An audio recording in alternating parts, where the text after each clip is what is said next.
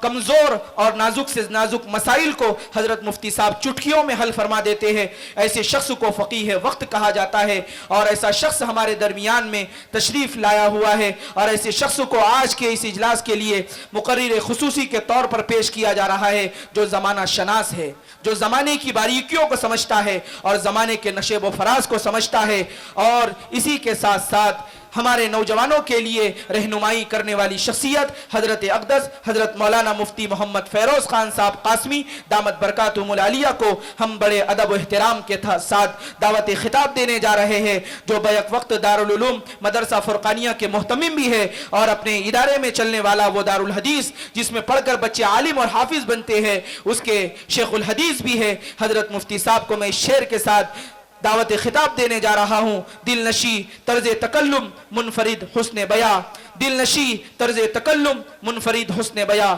تیری باتوں میں ہے پہنا درد دل کی داستاں. حضرت مفتی صاحب ہمارے اور آپ کے روبرو خطاب فرمائیں گے. ہم امید کرتے ہیں کہ آپ بغور سماعت فرمائیں گے. جو لوگ کھڑے ہوئے ہیں ان سے بھی گزارش ہے کہ وہ بھی اپنے پیروں کو زحمت دے اور بچھایت کے اوپر آ کر کے تشریف رکھیں.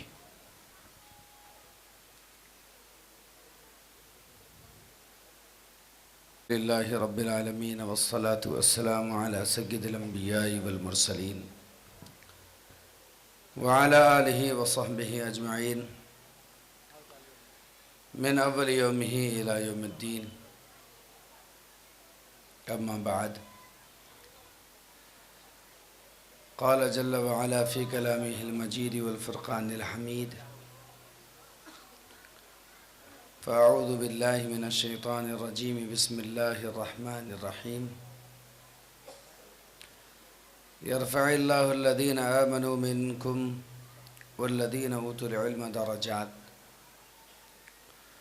وقال محمد رسول اللہ صلی اللہ تعالی علیہ وسلم: انما بعثت معلما، او کما قال علیہ الصلاۃ والسلام. میرے محترم عزیز و بزرگوں اور دوستوں، بڑے ہی قابل احترام میرے دینی بھائیوں، اسٹیج پر جلوہ افروز امت کے قائدین و عمائدین، ارباب حل و عقد، علماء امت، فضلاء امت، ادباء امت، قراء امت، حفاظ امت، ائمہ امت، مفتیان امت اور دین متین کے کل کے محافظ، یہاں موجود طلباء و طالبات، واقعتاً آج کی یہ مجلس قابل داد و تحسین ہے. اس قابل ہے کہ اسے داد دی جائے مبارک کی اور اس کے لیے بات کی جائے تعریف کی کہ آج ایک مکتب ترقی کرتے کرتے مدرسہ بن گیا. ایک مکتب ترقی کرتے کرتے مدرسہ بن گیا. جیسے گاؤں ترقی کرتے کرتے شہر بن جاتا ہے، گاؤں ترقی کرتے کرتے ایک شہر بن جاتا ہے، ایک دیہات ترقی کرتے کرتے قصبہ اور قصبے سے شہر میں تبدیل ہو جاتا ہے. تو آج ایک مکتب نے اتنی ترقی حاصل کر لی کہ اس نے اپنے آپ کو مدرسے میں تبدیل کر لیا. آپ نے دیکھا ہوگا یہ سامنے کون سی گاڑی کھڑی ہے؟ ٹاٹا ایس. میں ٹو ویلر چلاتے ہوئے جا رہا تھا، میرے سامنے ایک ٹاٹا ایس تھی. اس ٹاٹا ایس کے پیچھے یہ جو پترا بنا ہوا ہے، کیا کہتے ہیں اس کو، پھال کا، اس کے پھال کے پر پیچھے لکھا ہوا تھا میں بڑا ہو کر ٹرک بنوں گا. اس میں لکھا ہوا تھا پیچھے کہ میں بڑا ہو کر ٹرک بنوں گا. میں بہت دیر تک اس کے پیچھے جاتا رہا، ہنستا رہا اور طرح طرح کے خیالات میرے ذہن میں آتے رہے. میں خود ہی مسکراتا رہا، خود ہی خود کو سناتا رہا، خود ہی مزے لیتا رہا. میں نے سوچا اب یہ اگر بڑا ہوگا تو کیسے ہوگا، اب یہ چوڑا ہوگا تو کیسے ہوگا. اس نے تو تمنا کر لی ہے کہ میں بڑا ہو کر ٹرک بنوں گا. ظاہری اسباب تو کچھ نظر نہیں آتے کہ ٹرک کیسے بنوں گا. آؤ نا تم یہاں بیٹھ جاؤ سب، آ جاؤ. السلام علیکم. آ جاؤ ایسے. لیکن تم کو دیکھنے میں مجھے تکلیف ہوگی نا. آ جاؤ، نہیں اپنا ہی ہے نا. آ جاؤ جاؤ جاؤ. ارے یہاں آؤ نا، یہاں. او جوانوں آ جاؤ. ماشاء اللہ دیکھو لو کتنے سمجھتے. آ جاؤ آ جاؤ، ادھر آ جاؤ، ادھر آ جاؤ، ادھر آ جاؤ، یہاں آ جاؤ، یہاں آ جاؤ، سامنے آ جاؤ. واہ واہ واہ واہ واہ. 1500 تو ایسی دبے ہوئے ادھر. آ جاؤ آ جاؤ آ جاؤ بھائی، آ جاؤ. اللہ تمہیں قبول کرے. آ جاؤ. ماشاء اللہ. اے میری اماں تم ادھر چلے جاؤ بچیوں میں. اور کون کھڑا؟ آؤ نا. میرے کو کتنا موڑنا پڑ رہا ہے، گردن میں درد ہے. بولو پہلے آ جاؤ آ جاؤ آ جاؤ. بچو تم دور کھڑے، تم بھی آ جاؤ آ جاؤ. ارے ہم 35 کلومیٹر دور سے آئے، تم 35 قدم سے ہی آ جاؤ. ماشاء اللہ. تھوڑا موڑ درست کر رہا تھا تو اس پر لکھا ہوا تھا میں بڑا ہو کر کے ٹرک بنوں گا. تو میں سوچتا رہا یہ بڑا کیسے ہوگا، یہ کیسے ٹرک بنے گا.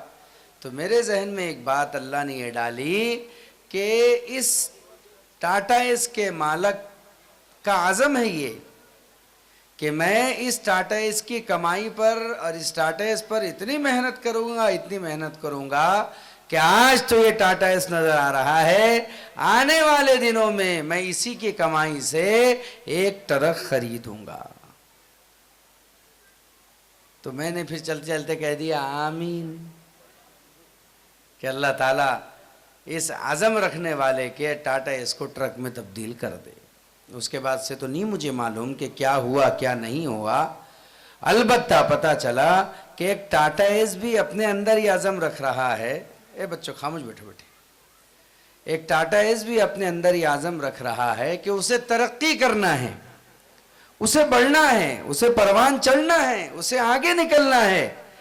تو ترقیات اس کا بھی مقدر بن رہی ہے. ایسے ہی یہ جب شروع ہوا تھا، ایک مکتب تھا ہمارے نگاہوں میں بسا ہوا ہے آج بھی وہ دور کہ جب اس کی ابتدا ہوئی تھی، یہ کہاں چلا، یہ کیسے چلا. اس کے داستان کے بہت سے ٹکڑے اور حصے تو آپ کو مولانا مبشر صاحب نے سنائی دیے، ان کے عزائم اور ان کے جزائم بھی آپ کو سنا ہی دیے. لیکن یہ صرف ہوا نہیں ہے، ہوا منصورہ باتیں نہیں ہیں، یہ عمل میں آئی ہے. یہ عملی طور پر نتیجہ پائی ہے کہ ایک مکتب نے آج حافظ بنانا شروع کر دیے اور حفاظ وہاں اب قیام کرنے لگیں گے، ان کا طعام بھی ہوگا. یعنی یہ جس طریقے سے پہلے مکتب تھا اب مدرسے کی شکل میں چلے گا. اصل نتیجہ تو عملی نتیجہ ہوتا ہے، الفاظوں سے کچھ نہیں ہوتا، میری تقریر سے کچھ نہیں ہوتا، اور میرے تحریر اور میرے تبصرے سے کچھ نہیں ہوتا. اصل ہوتا ہے کہ ہم اس کو عملی جامہ پہنائیں. اور عمل بڑی چیز ہے، اور انسان عمل کی قوی مشین ہے. اگر آدمی اپنے عمل سے دوسروں کو قابو میں لانا چاہے تو بآسانی لا سکتا ہے. اس لیے کہ زبان کسی کے دل اور دماغ کو متاثر تو کر سکتی ہے لیکن قابو میں نہیں کر سکتی. بہت زمانے تک کوئی آدمی کسی کے تاثر کے گھیرے میں نہیں رہ سکتا.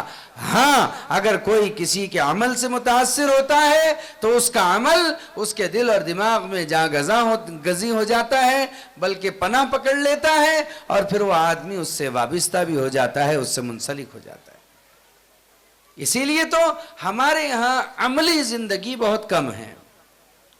دنیا میں بگاڑ آنے کا ایک بڑا سبب یہ ہے کہ ہمارے یہاں پر لکھنے کا رواج بہت ہے، بولنے کا رواج بہت ہے، لیکن کرنے کا رواج بہت کم ہے. دیکھیے آپ دیکھتے ہوں گے یہ اس گئے گزرے دور میں 50% سے زیادہ طبقہ آپ کو ایسا ملے گا جو رات دن واٹس ایپ پر لگا ہوا ہے، خوب لکھ رہا ہے، مضامین چھپ رہے ہیں، تحریریں آ رہی ہے، اصلاحی بیانات آ رہے ہیں، تقریریں آ رہی ہیں، اور بڑے بڑے مواد آ رہے ہیں، اور جو کچھ آج یہاں ہو رہا ہے یہ بھی کل آپ اس پر دیکھ لینا، بلکہ آپ کا جلسہ ختم نہیں ہوا تو دھڑلے سے ماشاءاللہ آپ دیکھیں گے کہ یوٹیوب بھی گونج رہا ہوگا، ٹیلی گرام بھی گونج رہا ہوگا، فیس بک بھی گونج رہا ہوگا، انسٹاگرام بھی گونج رہا ہوگا۔ یہ جو کچھ یہاں ہوا ہے یہ سب کچھ اس پر منتقل ہو جائے گا۔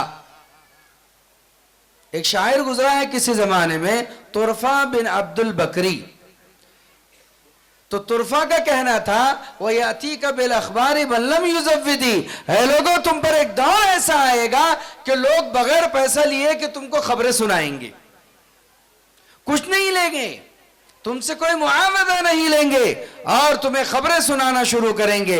ایسا لگتا ہے کہ طرفہ شاعر کے شعر کی پیشن گوئی کا یہ واٹس ایپ سے بہتر کوئی زمانہ نہیں ہے کہ لوگوں نے واٹس ایپ یونیورسٹی کھول رکھی ہے، ساری معلومات واٹس ایپ کے ذریعے سے لیتے ہیں، انٹرنیٹ کے ذریعے سے لیتے ہیں۔ اب امت کو ایسا لگنے لگا ہے کہ اس دور کے علماء قبر کے گڑھوں میں جا کر کے دب گئے ہیں، مٹی میں مل گئی ہیں علماء کی ہستی، اہل علم اب زمین پر باقی نہیں رہے ہیں، اس لیے لوگ انٹرنیٹ کی رہبری میں چل رہے ہیں اور انٹرنیٹ کے دکھائے ہوئے راستوں سے رہبری حاصل کر رہے ہیں۔ کتنی نادانی کی بات ہے، کیا پتا آپ کو اس میٹرکس میں، اس جال میں جو یہود و نصارہ کا بنا ہوا ہے، جو یہود و نصارہ کا پھیلایا ہوا ہے اور جو مشن یہود و نصارہ کا چلایا ہوا ہے، اس قوم کا نوجوان کیا، اس قوم کا بچے سے لے کر بوڑھا ہر ایک اسی میں مبتلا ہے، اور وہ اس کی خبروں کو لیتا ہے، اسی پر اعتماد کرتا ہے، اسی کو چلاتا ہے، اسی کو پھیلاتا ہے۔ اللہ تمہیں مجھے معاف فرمائے، بلکہ ہم میں سے ہر ایک کی عادت بن گئی ہے کہ جمعہ کی ممبروں کی تقریریں بھی اب واٹس ایپ کے بیانات کی نقل ہو گئی، کتابوں کو چھونا بہت دور کی بات ہو گئی ہے۔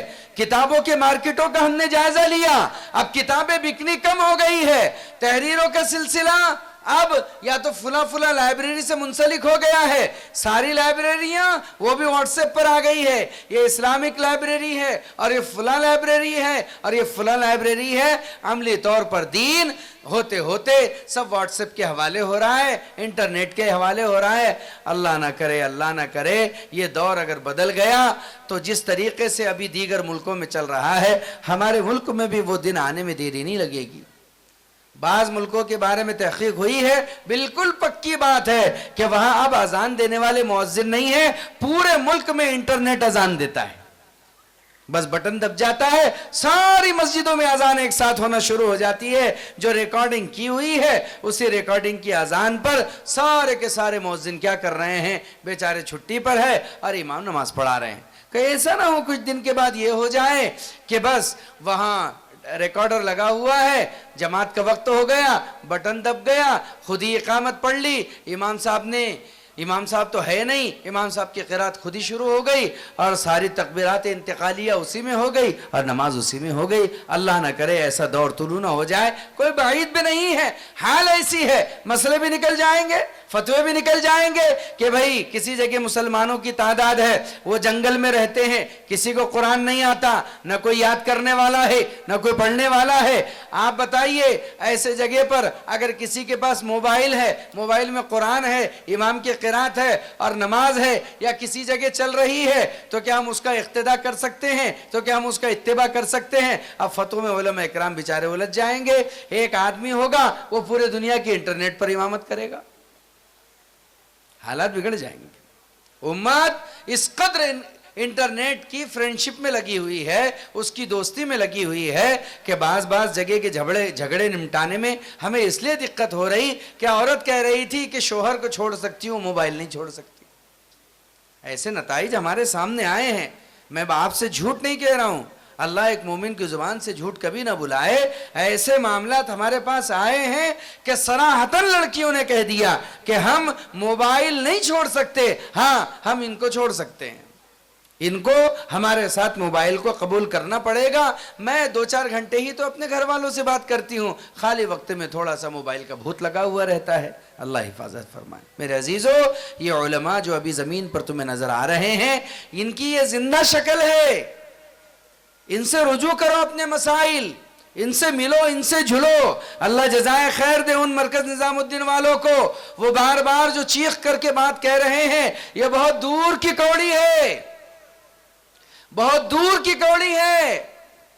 وہ یہ کہہ رہے ہیں کہ ہر مسجد میں علماء اکرام کی ایک مجلس لگے، فقہ کی مجلس، یہ درس و تفسیر کی مجلس، یہ قرات قرآن کی مجلس، یہ تصحیح قرآن کی مجلس، یہ توحید و ایمان کی مجلس. وہاں علماء اکرام بیٹھے، کوئی ظہر کے بعد وقت دے رہا ہو، کوئی عصر کے بعد وقت دے رہا ہو، کوئی مغرب کے بعد وقت دے رہا ہو، اور ہمارے بچے، جوان، بوڑھے سب ان کے پاس جائے اور ان زندوں سے علم حاصل کرے اور تازہ علم حاصل کرے اور اپنے اندر داخل کرے. اس لیے کہ خیر القرون کا علم ایسا ہی تھا، خیر القرون کا علم ایسا ہی تھا کہ ساری مجلسیں مسجدوں میں لگا کرتی تھی.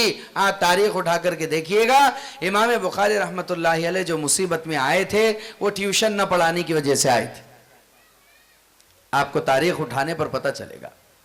امام بخاری رحمت اللہ علیہ جو مصیبت میں آئے تھے وہ ٹیوشن نہ پڑھانے کی وجہ سے آئے تھے.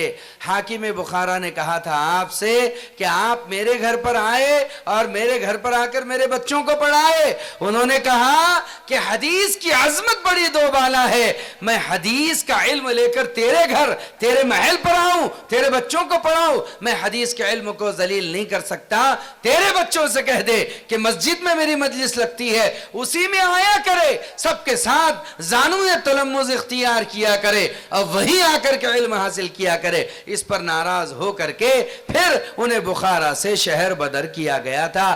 ہم نے تو اکثر علم آج ٹیوشنوں کے حوالے کر دیا. میں سمجھتا ہوں اس سے بڑا مکروہ عمل کوئی نہیں ہے.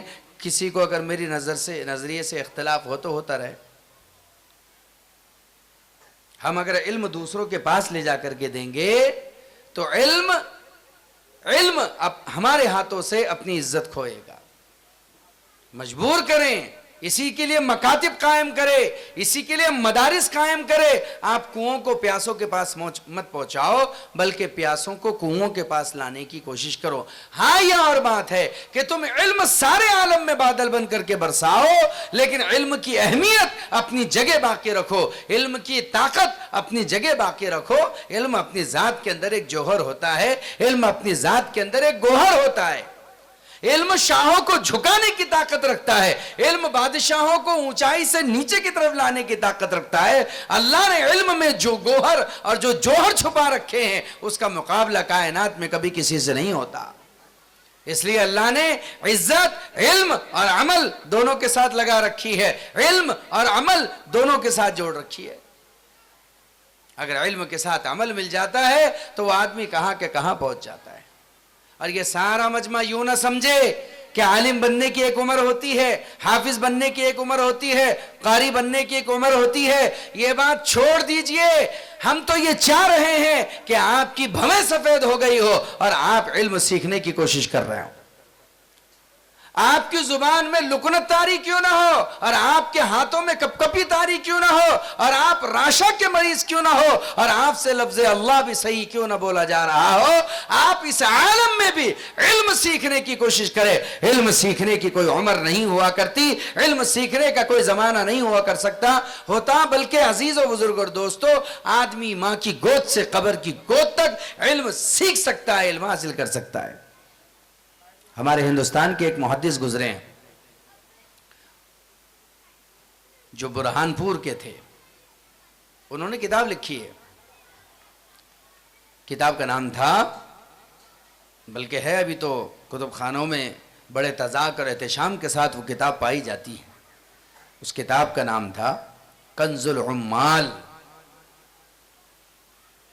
مورخوں نے لکھا ہے کہ جب وہ یہ حدیث لکھ کر کے فارغ ہوئے تو جناب محمد الرسول اللہ صلی اللہ علیہ وسلم ان کے خواب میں تشریف لے کر کے آئے اور خواب میں آ کر کے آپ نے جس الفاظ یا جس انداز میں آپ سے خطاب کیا وہ یہ تھا، کہا اے شیخ الحدیث تم نے ہمارے الفاظوں کا، بیانوں کا، آثار کا، اقوال کا، افعال کا بڑا بہترین گلدستہ تیار کیا ہے.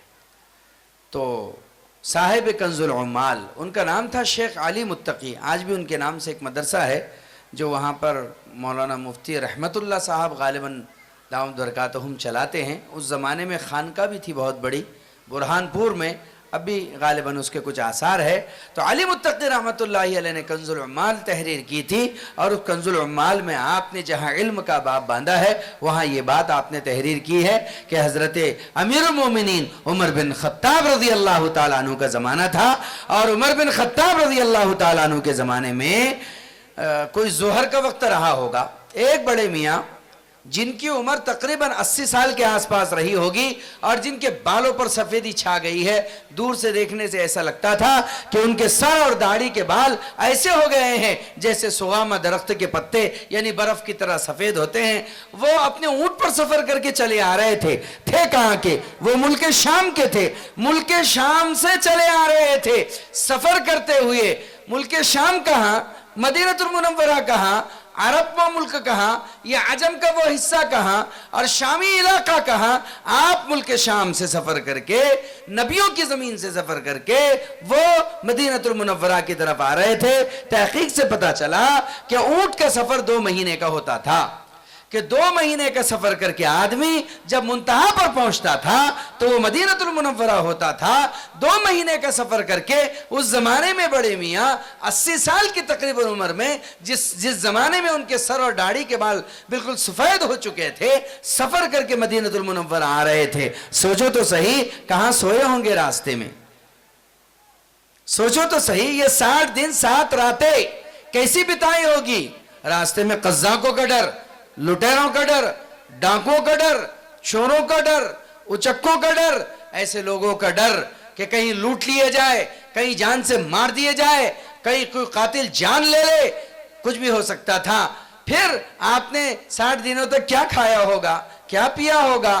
بہرحال توشہ ساتھ میں ہوگا, ایک اونٹ آپ کے ساتھ میں ہے. اونٹ کو کیسے چرایا ہوگا, اس کو کیسے پلایا ہوگا, کتنے گھنٹے چراتے ہوں گے, کتنے گھنٹے پلاتے ہوں گے, کہاں سے پانی لائے ہوں گے. بہرکیف یہ اس لیے سوچا جا رہا ہے کہ اس عمر میں ایک آدمی یعنی 80 سال کی عمر میں ایک بوڑھا شخص وہ مدینہ المنورہ کی طرف آ رہا ہے. جب وہ مدینہ المنورہ پہنچے اور مسجد نبوی کے سامنے آئے, ایک پتھر تھا, اس پتھر سے آپ نے اپنے اونٹ کو باندھ دیا.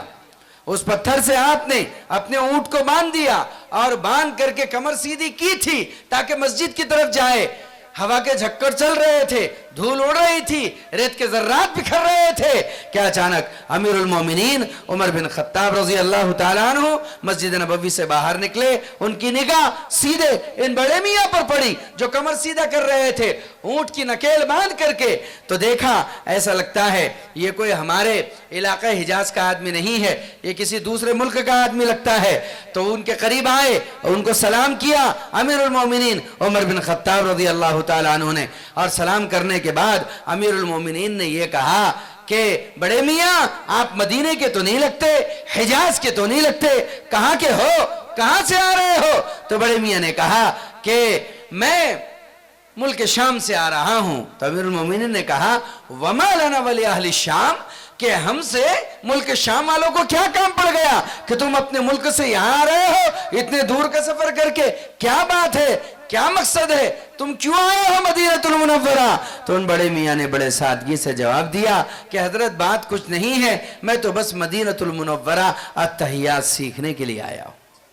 یہ جملہ سننا تھا کہ امیر المومنین عمر بن خطاب رضی اللہ تعالیٰ عنہ کی آنکھ میں آنسو آ گئے, ڈبڈباتی آنکھوں سے اور ہچکتی سسکتی زبان سے. امیر المومنین نے اس وقت یہ کہا تھا بڑے میاں قسم الذات کی جس کے قبضے میں عمر کی جان ہے, اگر آپ اسی مقصد کے لیے آئے ہیں کہ آپ کے اتنے دور دراز کا سفر کر کے مدینہ المنورہ میں آنا صرف التحیات سیکھنے کی غرض ہے, عمر گواہی دیتا ہے اللہ آپ پر جہنم کی آگ حرام کر دے گا. اس عمر میں لوگ مدینہ جا کر کے التحیات سیکھ رہے تھے. اس عمر میں لوگ مدینہ جا کر کے اپنی نمازوں کو درست کر رہے تھے.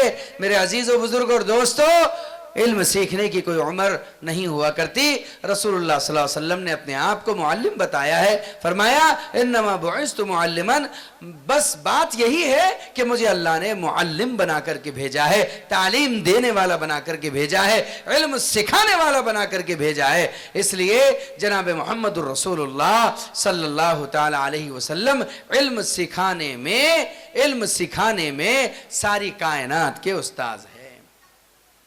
آپ کے بھی میرے بھی ساری کائنات کے.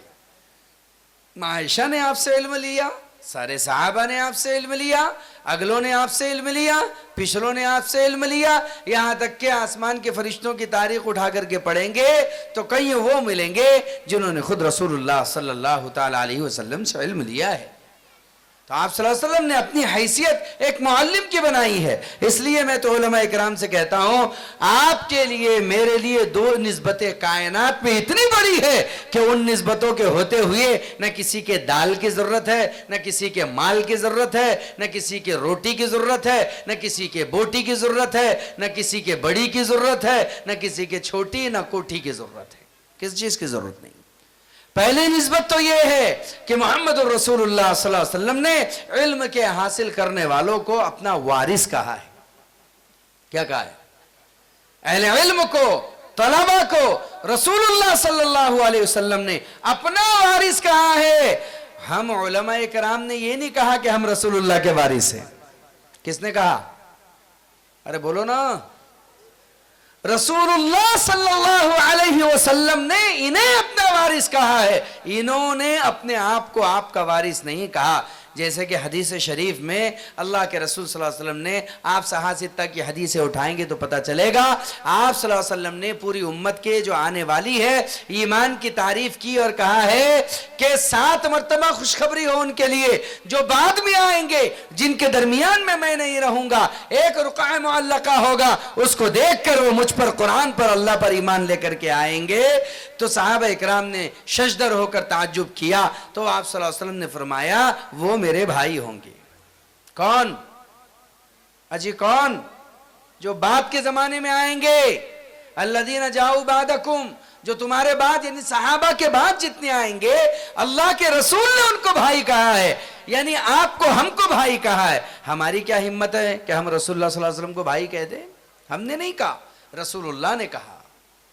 تو ایسے ہی علماء کو وارث خود رسول اللہ نے کہا ہے, یہ اعزاز رسول اللہ نے دیا ہے, یہ اکرام رسول اللہ کی طرف سے ہوا ہے. اس لیے اللہ کے رسول صلی اللہ تعالی علیہ وسلم نے جس عملے اور مجمع کو تیار کیا تھا وہ صفہ کے چبوترے پر تھا. دار ارقم کی تاریخ اٹھائیے آپ, مکۃ المکرمہ میں دار ارقم تھا, وہاں بھی 40 صحابہ تھے, وہاں بھی سیکھا سکھایا جاتا تھا. مدینہ میں آئے, وہاں صفہ کا چبوترا تھا, وہاں 70 کے قریب تعداد پہنچتی تھی, وہاں بھی سیکھا سکھایا جاتا تھا. قیام مسجد میں ہوتا تھا, طعام صحابہ کے گھروں میں ہوتا تھا. جی ہاں, آپ سعد ابن عبادہ کے بارے میں پڑھیں گے رضی اللہ تعالیٰ عنہ. سعد ابن عبادہ رضی اللہ تعالیٰ عنہ ان طالب علموں پر اتنا خرچ کرتے تھے کہ کبھی کبھی سعد ابن عبادہ کے یہاں روزانہ 80 صحابہ جا کر کھانا کھاتے تھے. وہ کون ہوتے تھے؟ وہ علم کے حاصل کرنے والے ہوتے تھے. وہ علم کے حاصل کرنے والے ہوا کرتے تھے. اور لوگ ہجرت کر کے آیا کرتے تھے, عورتیں بھی ہجرت کر کے آیا کرتی تھی, اور عورتوں کے لیے بھی نظام تعلیم ہوا کرتا تھا, مردوں کے لیے بھی نظام تعلیم ہوا کرتا تھا. صفہ سے جو لوگ فارغ ہوا کرتے تھے انہیں قرائے مدینہ کہا جاتا تھا, انہیں قرائے مدینہ کہا جاتا تھا. اور انہی قرآ کو, انہی اہل علم کو رسول اللہ صلی اللہ علیہ وسلم دیگر علاقوں میں علم سکھانے کے لیے بھیجتے تھے. آپ نے سنا ہوگا 70 قاریوں کی جماعت شہید ہوئی تھی. رسول اللہ ان قرآ کے شہید ہونے پر اتنے ناراض ہوئے تھے کہ آپ نے بددعا کی تھی شہید کرنے والوں پر. یہ پہلا تاریخ کا واقعہ ہے. تو ان سے کام لیا گیا, اہل علم سے, تبلیغ کا بھی, تعلیم کا بھی, تدریس کا بھی, اور بعد کے زمانے میں تصنیف کا بھی, تالیف کا بھی, اور بعد کے زمانے میں تزکیہ کا بھی, خانقاہ کا بھی. تو یہ علم ہے, یہ مدارس ہیں جن کے ذریعے سے ساری دنیا میں اچھال بھی آئے گا, ابال بھی آئے گا. اس لیے اس زمانے میں لوگ ان پر خرچ کرنا اپنے لیے فخر کی بات سمجھتے تھے. حضرت عمر رضی اللہ تعالیٰ عنہ کا جب زمانہ آیا تو 40 لاکھ مربع میل زمین اورس چورس وہ قبضہ اسلام میں آ چکی تھی، لیکن اس زمانے میں کوئی ایسا پختہ نظام نہیں تھا کہ وہاں علم کا اہتمام کیا جائے. امیر المومنین عمر بن خطاب رضی اللہ تعالیٰ عنہ نے مسجد نبوی میں 2 صحابہ کو، جس میں حضرت ابی بن کعب رضی اللہ تعالیٰ عنہ بھی تھے، 2 صحابہ کو 15,000 دینار، بعض روایت میں 1500، بعض میں 15,000 دینار پر وہاں معلم بنا کر کے رکھا تھا، جو مدینے کے بچوں کو مسجد نبوی میں تعلیم دیا کرتے تھے. نظام تھا. اس لیے ان نظاموں کو زندہ کرنا ہے. ان نظاموں سے دین بھی زندہ رہے گا، اسلام بھی زندہ رہے گا. تھوڑا سا اپنے جیب کو دھکا لگا لیا کرو، تھوڑا سا اپنے جیب کو دھکا لگا لیا کرو. یاد رکھو، آدمی کا سب سے قیمتی پیسہ وہ ہوتا ہے، سب سے قیمتی پیسہ وہ ہوتا ہے جو مسجد، مدرسہ، راہ خدا ان مقامات پر خرچ کرے. اعلیٰ درجے کا پیسہ ہوتا ہے. اس میں اسلام کی بھی مدد ہوتی ہے اور اہل اسلام کی بھی مدد ہوتی ہے، مسلم کی بھی مدد ہوتی ہے اور اہل ایمان کی بھی مدد ہوتی ہے، اور ایمان اور اسلام کی بھی مدد ہوتی ہے. کبھی کبھی بھئی یہ بیٹھ جاؤ، سب بیٹھ جاؤ، میری تقریر ہو گئی ہے، میں بس لب لباب بیان کرنے جا رہا ہوں. کبھی کبھی آدمی 1 روپیہ ان پر خرچ کرتا ہے اور وہ روپیہ اسے آسمانوں کی طرف اٹھا کر لے کر چلا جاتا ہے. کبھی کبھی آدمی ان کے لیے ایک قرآن خرید کر کے دے دیتا ہے، وہ قرآن ایک کے حافظ بننے کا سبب بن جاتا ہے، اور آگے وہ قرآن اسے اونچے مراتب پر لے کر کے چلا جاتا ہے. حضرت شیخ زکریا رحمت اللہ علیہ ایک بات فرمایا کرتے تھے.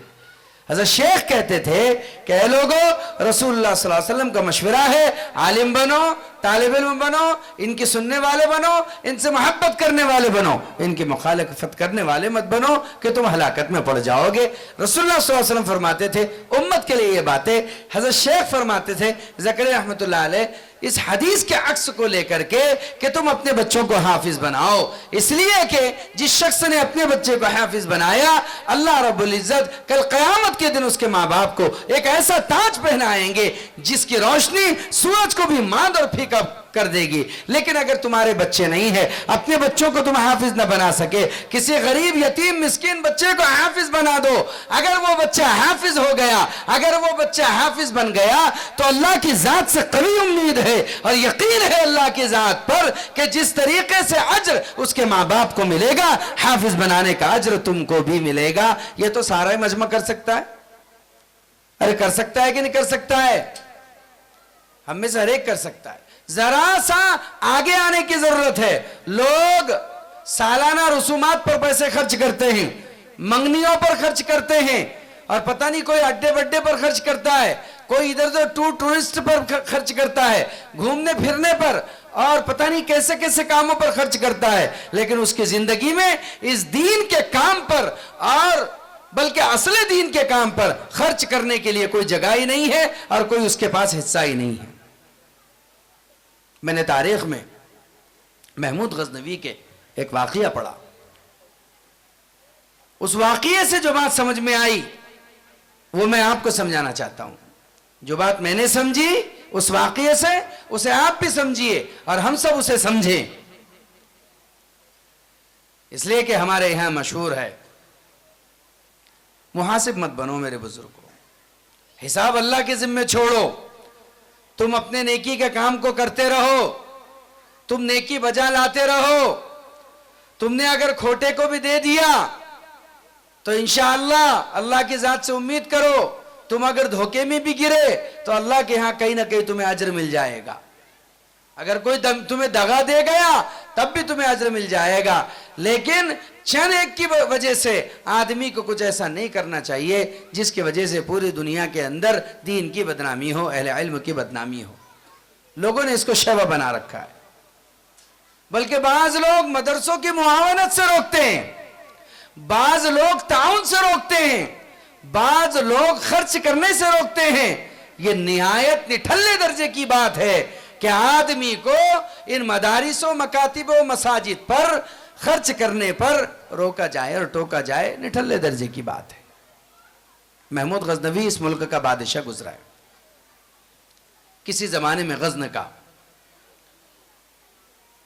اس کو بعض علماء اکرام نے دیکھا کہ وہ غمگین رہتا ہے, تو علماء اکرام نے اس سے پوچھا کہ اے محمود, ہم دیکھتے ہیں کہ آپ غمگین نظر آتے ہو, کیا بات ہے, اس غم کی علت کیا ہے, اس غم کی وجہ کیا ہے؟ تو انہوں نے کہا نہیں, غم کی کوئی وجہ نہیں ہے, اکثر کچھ سوالات میرے ذہن میں گھومتے رہتے ہیں.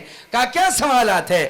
کہ میں یہ سوچتا ہوں ان علماء میں ایسا کیا رکھا ہے کہ رسول اللہ نے انہیں اپنا وارث کہا ہے. مجھے کبھی کبھی شبہ ہوتا ہے کہ یہ حدیث صحیح بھی ہے یا نہیں. دوسرا, میں کبھی یہ سوچتا ہوں کہ میں وہ کون سا کام کروں کہ جس کے کرنے کی برکت سے مجھے رسول اللہ کی زیارت اس دنیا میں نصیب ہو جائے, اسی زندگی میں میں رسول اللہ کا دیدار کر لوں. اور تیسرا, جو مجھے بات کھلتی رہتی ہے وہ بات یہ ہے کہ اکثر لوگ میرے بارے میں یہ باتیں کرتے ہیں کہ تو سبکتگین کا بیٹا نہیں ہے, بلکہ بچپن میں سبکتگین کو ایک غلام ملا تھا, اس نے غلام کی پرورش کی, وہی تو غلام ہے. تو میں پریشان ہوں کہ میں سبکتگین کا بیٹا ہوں یا سبکتگین کا غلام ہوں, میں اس بارے میں پریشان رہتا ہوں. یہ اکثر ایک سوال تھا. بہرکیف اللہ کی شان, ایک مدرسے کا طالب علم ایک بنیے کی دکان کے باہر کھڑا ہوا تھا. اس کے کیواڑوں سے, درازوں سے روشنی باہر چھلک رہی تھی. وہ طالب علم اپنے قرآن کا یا کوئی سپارہ لے کر کے وہاں کھڑا تھا, سبق یاد کر رہا تھا. آئندہ کل اسے اپنے استاد کو اس سبق کو سنانا تھا اور اس سبق کو بیان کرنا تھا. پریشان تھا, اس لیے وہ دراز میں سے نکلنے والی ہلکی سی وہ روشنی جو چراغ کی تھی اس میں اس سپارے کو یاد کر رہا تھا. اچانک بادشاہ محمود غزنوی کی سواری وہاں سے گزری. سواری پر بڑے بڑے چراغ ہوا کرتے تھے جو تیل سے جلا کرتے تھے, اور جب وہ سواری چلتی تھی اس کی روشنی چاروں طرف پھیل جاتی تھی. چنانچہ جب یہ روشنی بڑھی اور اس بچے کے چہرے پر پڑی تو بچہ بے ساکھ تھا, اس روشنی کے تابع ہو گیا اور اس کے پیچھے چلتا گیا یہاں تک کہ بادشاہ کی سواری محل میں داخل ہو گئی اور یہ بچہ بھی پڑھتے پڑھتے اس محل میں داخل ہو گیا. اب جب صدر دروازہ بند کرنے کا یعنی مین گیٹ بند کرنے کا موقع آیا تو دیکھا کہ بادشاہ سواری سے اتر رہے ہیں اور ان کی سواری کے پیچھے ایک بچہ ہے جو کچھ پڑھ رہا ہے. تو فوراً دوڑ کر کے سپاہی آئے اور انہوں نے اس بچے کو دھر دبوچا. سوچا شاید کسی کا جاسوس ہے جو بادشاہ کی سواری میں چھپ کر کے بھیجا گیا ہے. چنانچہ اس بچے کو پکڑا گیا, اس کے ہوش ٹھکانے آئے, وہ پڑھتے پڑھتے چونک گیا. تو چیخ کر کے سپاہیوں نے کہا کہ حضور, ایسا لگتا ہے کسی نے اس بچے کو جاسوسی کے لیے بھیجا ہے, اسی لیے یہ آپ کے سواری کے پیچھے چپکے سے آ گیا ہے. محمود غزنوی نیچے اترے, اس بچے کے پاس آئے اور آ کر کے کہا کہ بولو بچے, تم کیسے اس محل میں داخل ہو گئے, یہ رات کا وقت ہے. تو بچہ ڈر گیا تھا, سہم گیا تھا. سہمے ہوئے ڈرے ہوئے اس بچے نے کہا کہ حضور مجھ سے خطا اور غلطی ہو گئی, بات کچھ نہیں ہے, کل مجھے اپنے استاذ کو یہ سبق سنانا ہے, یہ سپارے کا حصہ مجھے یاد نہیں تھا, میں پریشان تھا. ایک بنیے کی دکان سے, وہ کیواڑ کی دراز سے کچھ روشنی باہر آ رہی تھی, میں اس روشنی میں پڑھ رہا تھا, لیکن اچانک آپ کی سواری گزری, روشنی زیادہ تھی, میں روشنی کے پیچھے چل پڑا. مجھے خبر نہ ہو سکی کہ کب آپ کا محل آ گیا اور کب آپ کی سواری محل میں داخل ہو گئی. میں سواری کے پیچھے پیچھے آ گیا, مجھ سے غلطی ہو گئی ہے. تو پوچھا محمود غزنوی نے, کیا تمہارے یہاں مدرسے میں روشنی کا انتظام نہیں ہے؟ اس نے کہا کہ نہیں, ہمارے یہاں پر رات میں جلانے کے لیے چراغوں میں تیل نہیں ہے, اس لیے بچے دن میں پڑھ پاتے ہیں, رات میں اندھیرے میں رہنا پڑتا ہے. یہ سن کر کے بڑی غیرت جاگی محمود غزنوی کی. سلطان محمود غزنوی نے اسی وقت اپنے وزیر مالیات و خزانہ کو بلایا اور کہا کہ غزن کے مدرسوں میں چراغوں میں جلانے کے لیے تیل نہیں ہے, تم کیا کر رہے ہو؟ جاؤ, جا کر کے غزن کے مدرسوں میں روشنی کرو. اور سنو, اس میں دیری نہیں ہونا چاہیے, میرے بات کے ختم ہونے تک سارے کے سارے شہر و علاقوں کے مدرسوں میں راتوں رات چراغوں میں تیل کا انتظام ہو, اور جب تک یہ مدرسے چلتے رہے ان کا انتظام حکومت کے خزانے سے ہو. اعلان کرا دیا. راتوں رات چاروں طرف جتنے مدارس و مکاتب چلتے تھے, سارے سارے کے سارے چراغوں میں تیل ڈالا گیا اور روشن کیے گئے. اللہ کی شان. تہجد کا وقت تھا، صبح صبح کا. محمود غزنوی نے خواب دیکھا. خواب بڑا عجیب تھا. کیا دیکھتا ہے خواب میں کہ جناب محمد الرسول اللہ صلی اللہ تعالی علیہ وسلم تشریف لے کر کے آ رہے ہیں اور کہتے ہوئے آ رہے ہیں، اے سبکتگین کے بیٹے محمود غزنوی، اے سبکتگین کے بیٹے محمود غزنوی، تو نے ہمارے وارث پر خرچ کر کے دنیا میں سب سے بڑا خیرات کا کام کیا ہے، جس کی وجہ سے اللہ نے تجھے ہمارا دیدار کرا دیا. خواب ٹوٹ گیا. اگلے صبح جب جاگا، سارے علماء غزن کو جمع کیا، علماء ماورا والنہر کو جمع کیا اور کہا کہ میں نے خواب دیکھا ہے، اس خواب کی مجھے تعبیر چاہیے. علماء نے کہا یہ تعبیر نہیں ہے، آپ کے گزشتہ سوالوں کا جواب ہے. آپ سوالوں میں سرگرداں تھے، حیران و پریشان تھے. آپ کہتے تھے کہ مجھے شک ہے اس بات کا کہ یہ رسول اللہ کے وارث ہے بھی یا نہیں. اللہ کے رسول نے کہا یہ میرے وارث ہے.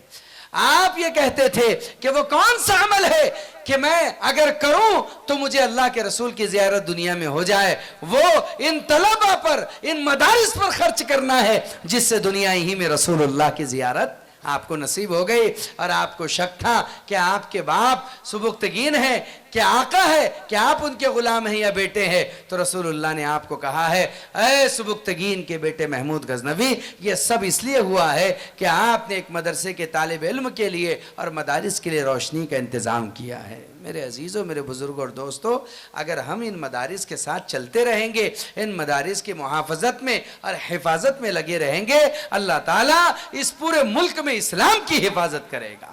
اس لیے کہ اندلس کو اٹھا کر کے دیکھو، پہلے علماء کا وجود ختم ہوتا ہے، مدارس کا وجود ختم ہوتا ہے، پھر دعوت اور دین کا وجود ختم ہوتا ہے، اور پھر عیسائیت پنپتی ہے، نصرانیت پنپتی ہے، یہودیت پنپتی ہے، کفر کا بول بالا ہوتا ہے. اس لیے کسی بھی جگہ کی آپ تاریخ اٹھا کر کے دیکھیں گے تو وہاں سے پہلے علم اٹھتا ہے، علماء اٹھتے ہیں، مدارس اٹھتے ہیں. اب یہ غنیمت ہے جس ملک میں ہم جی رہے ہیں. اس ملک کے مدارس کو مضبوط کرو، بجائے اس کے کہ اس کی ہم کلیاں نکالے، بجائے اس کے کہ ہم اس کی کمزوریاں گنائیں. ارے کمزوری ہے تو مضبوط کر دو. بچے اگر کسی مدرسے میں نہیں ہیں تو بچے لانے کا اہتمام کر دو، انتظام کر دو. کسی کی اگر کوئی کمزوری ہے تو اس کو مضبوطی سے اس کو تبدیل کر دو. ہم یہ سمجھتے ہیں کہ اللہ کے رسول صلی اللہ علیہ وسلم نے ہمیں برائی کو مٹانے کا حکم دیا ہے. سمجھنے کی ضرورت ہے. آپ صلی اللہ علیہ وسلم نے جو فرمایا کہ تم میں کا کوئی شخص اگر کوئی منکر ہوتا ہوا دیکھے، کھلم کھلا کوئی جرم ہوتا ہوا دیکھے، فَلْيُغَيِّرْهُ بِيَدِهِ، تو کہا کہ اسے ہاتھ سے بدل دے، یعنی برائی کو بھلائی سے بدل دے، جرم کو خیر سے بدل دے. اگر کسی جگہ آپ کو کوئی کمی نظر آ رہی ہے تو اس کمی کو زیادتی سے بدل دے، آپ مکمل کر دے، اس کے نقص کو آپ تکمیل کر دے، مکمل کر دے. اگر کسی جگہ کوئی کمی ہے آپ صاف کہیے، لیکن اس کا مطلب یہ نہیں ہوتا واٹس ایپ پر اس کی بدنامی، ویڈیو ڈال کر کے بدنامی، آڈیو ڈال کر کے بدنامی. میرے عزیزو، یہ بدنامیوں کے سلسلے بند کرو. ذرا کچھ ہوا کہ واٹس ایپ پر آیا، ذرا کچھ ہوا ویڈیو آڈیو میں آیا، اس واٹس ایپ نے ساری امت کا بیڑا غلط کر رکھا ہے اور ستیہ ناش کر رکھا ہے. اللہ نے عیب چھپانے والا بنایا تھا. اس دور کے سبھی لوگ عیب کے اجاگر کرنے والے بن جائیں گے. مجھے ڈر لگتا ہے میرے عزیزو، کل قیامت کے دن جب اللہ رب العزت ستاری پر اتر آئیں گے اور ستاری کے چادر میں بندوں کو لینا چاہیں گے تو واٹس ایپ کے زمانے کے لوگ شاید اللہ کی ستاری کے چادر کے مستحق نہیں پائیں گے. اس لیے کہ انہوں نے اتنے عیب کھولے ہیں اس زمانے میں، اتنے عیب چلائے ہیں لوگوں کے اس زمانے میں، دوسرا کام ہی نہیں ہے. میرے عزیزو، ہم یہ نہیں کہتے کہ واٹس ایپ کی تحریریں جائز نہیں، تقریریں جائز نہیں، بیانات سب جائز ہے، کوئی انکار نہیں. یہ سب جائز تو ہو سکتے ہیں لیکن حدود سنت میں نہیں ہو سکتے. اس لیے آپ کو چاہیے کہ آپ علم براہ راست علماء سے حاصل کرے، اپنے بچوں کو براہ راست علماء کی خدمت میں دے، براہ راست مدارس میں داخل کرے. علم براہ راست مکتب سے مل رہا ہو، عورتوں کے بھی مدرسے ہوں جو آنے جانے والے ہوں، عورتیں کے بھی مدرسے ہوں جو آنے جانے والے ہو، جیسے بچوں کے مکتب ہے آنے جانے والے ہیں، قیام کے مدارس لڑکوں کے ہو جہاں پر مدارس میں قیام ہوتا ہو، جہاں سے حافظ بنے، عالم بنے۔ کیا آپ یہ نہیں چاہتے کہ یہ چاندور اب اتنے زمانے سے ہے، چاند سے بہت دور ہے، اس لیے چاندور ہے نا، بہت زمانہ گزر گیا، کیا اب چاندور کی سرزمین سے علماء فارغ نہیں ہونا چاہیے؟ کیا چاندور کی سرزمین سے اہل علم نہیں نکلنا چاہیے؟ کیا اس سرزمین سے مفتی نہ بنے؟ کیا اس سرزمین سے قراء اور حفاظ نہ بنے؟ کیا یہاں سے محدثین نہ نکلے؟ کیا یہاں سے مفسرین نہ نکلے؟ اور کیا یہاں سے فقہاء نہ نکلے؟ فضلاء اور ادباء نہ نکلے؟ ارے بولو نا، چاہتے کہ نہیں چاہتے؟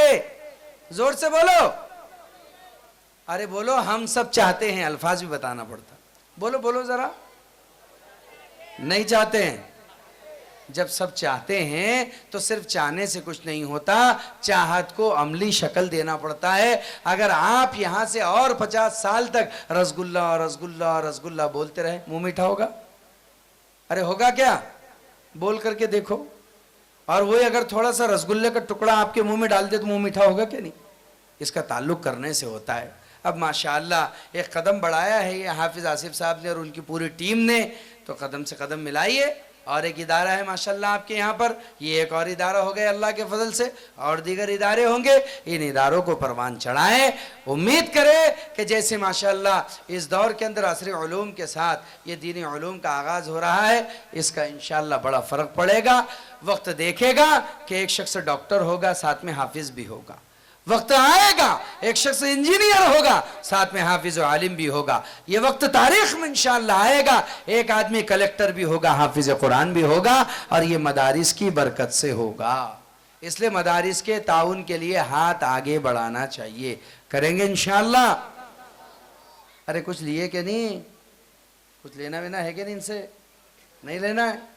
دیکھو کتنے بے نیاز آدمی ہیں، نہیں تو یہیں ہم سب سے جمع کر لیتے تھے، آغاز یہیں ہو جاتا تھا، لیکن بے نیاز آدمی ہیں۔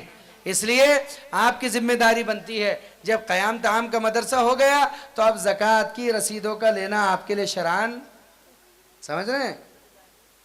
ارے فتویٰ دے رہا ہوں بھائی، ہے مفتیان، ہے کہ نہیں؟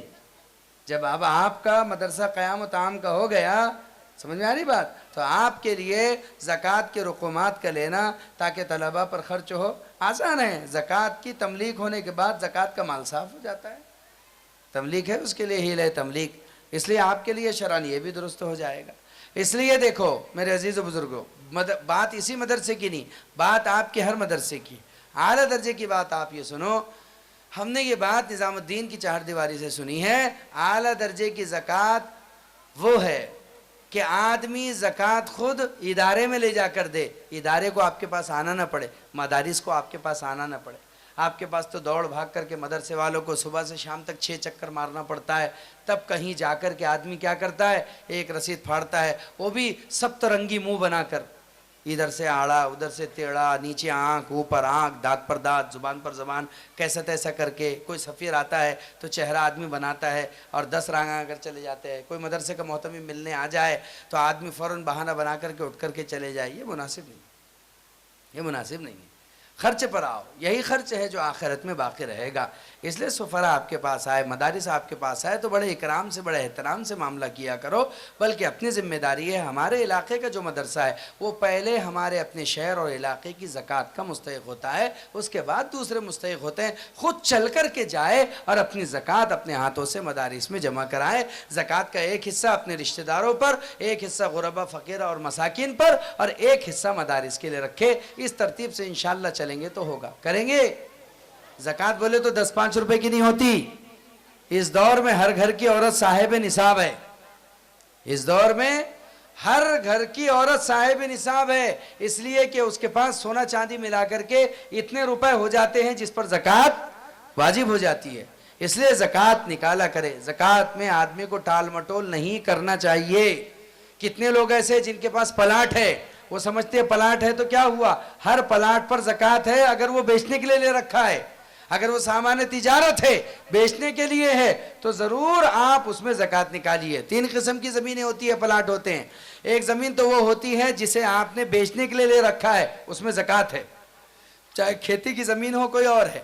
ہاں اگر آپ نے اسے کاشت کے لیے رکھا ہے تو اس پر زکوٰۃ نہیں ہے، بلکہ اس سے آنے والے غلے پر عشر وغیرہ ہے. آپ نے ایک پلاٹ خریدا ہے، اس کو بیچنے کے لیے رکھا ہے، تجارت کے لیے ہے تو اس پر زکوٰۃ ہے. آپ نے اگر اس کو مکان بنانے کے لیے لے رکھا ہے تو اس پر زکوٰۃ نہیں ہے. آپ کی نیت اس میں 50-50 ہے، یا تو مکان بنا لیں گے یا تو اس کو بیچ ڈالیں گے، تو تب بھی زکوٰۃ نہیں ہے. کتنی شریعت نے آپ کو سہولت اور آسانی دے رکھی ہے. لیکن اگر آپ کی نیت خالص واقعتاً اس سے تجارت کی ہے، اس کو بیچنا ہے، آپ کو بیچنے کے لیے رکھا ہے، تو ٹال مٹول مت کیجئے، اس کی زکوٰۃ نکالیے. لوگوں کے پاس 1-1 کروڑ کا پلاٹ ہے، 2.5 لاکھ زکوٰۃ نکلتی ہے اس کی. کتنی؟ ارے بولو نا. 1 کروڑ کے پلاٹ کی زکوٰۃ کتنی وکیل صاحب؟ 2.5 لاکھ. اب کتنے ایسے لوگ موجود ہیں جن کے پاس کروڑ کے پلاٹ ہے؟ کسی کے پاس 50 لاکھ کا ہے. کائے کے لیے؟ بیچنے کے لیے.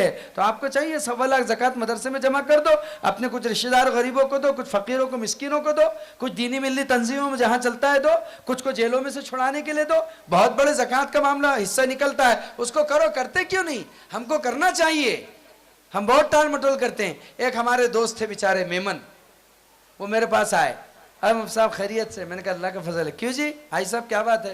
بولے اپنے کو زکوٰۃ نکالنے کا ہے. وہ بولتے علماء سے پوچھ کے کرو، اس لیے میں زکوٰۃ نکالنے کے لیے تھوڑا سا آپ سے معلومات لینے کے لیے آیا. میں نے بہت اچھی بات ہے. میں نے مذاق کر لیا، ہمارے مدرسے کی پھاڑنا پڑے گا آپ کو. نہیں بولے کریں گے نا. بولے تو میں نے کیا بات ہے؟ بولے وہ ذرا تھوڑا نوساری سے آگے بولے اپنا ایک پلاٹ ہے، اس کی زکوٰۃ نکلتی نہیں نکلتی پوچھنا ہے. میں نے کہا کتنا پلاٹ ہے؟ زیادہ نہیں ہے، 80,000 فٹ کا ہے، 2 ایکڑ کے آس پاس کچھ تھا. 80,000 فٹ کا ہے. میں نے کہا پلاٹ بولیں گے اس کو کہ کھیت بولیں گے؟ وہی جو بھی ہے.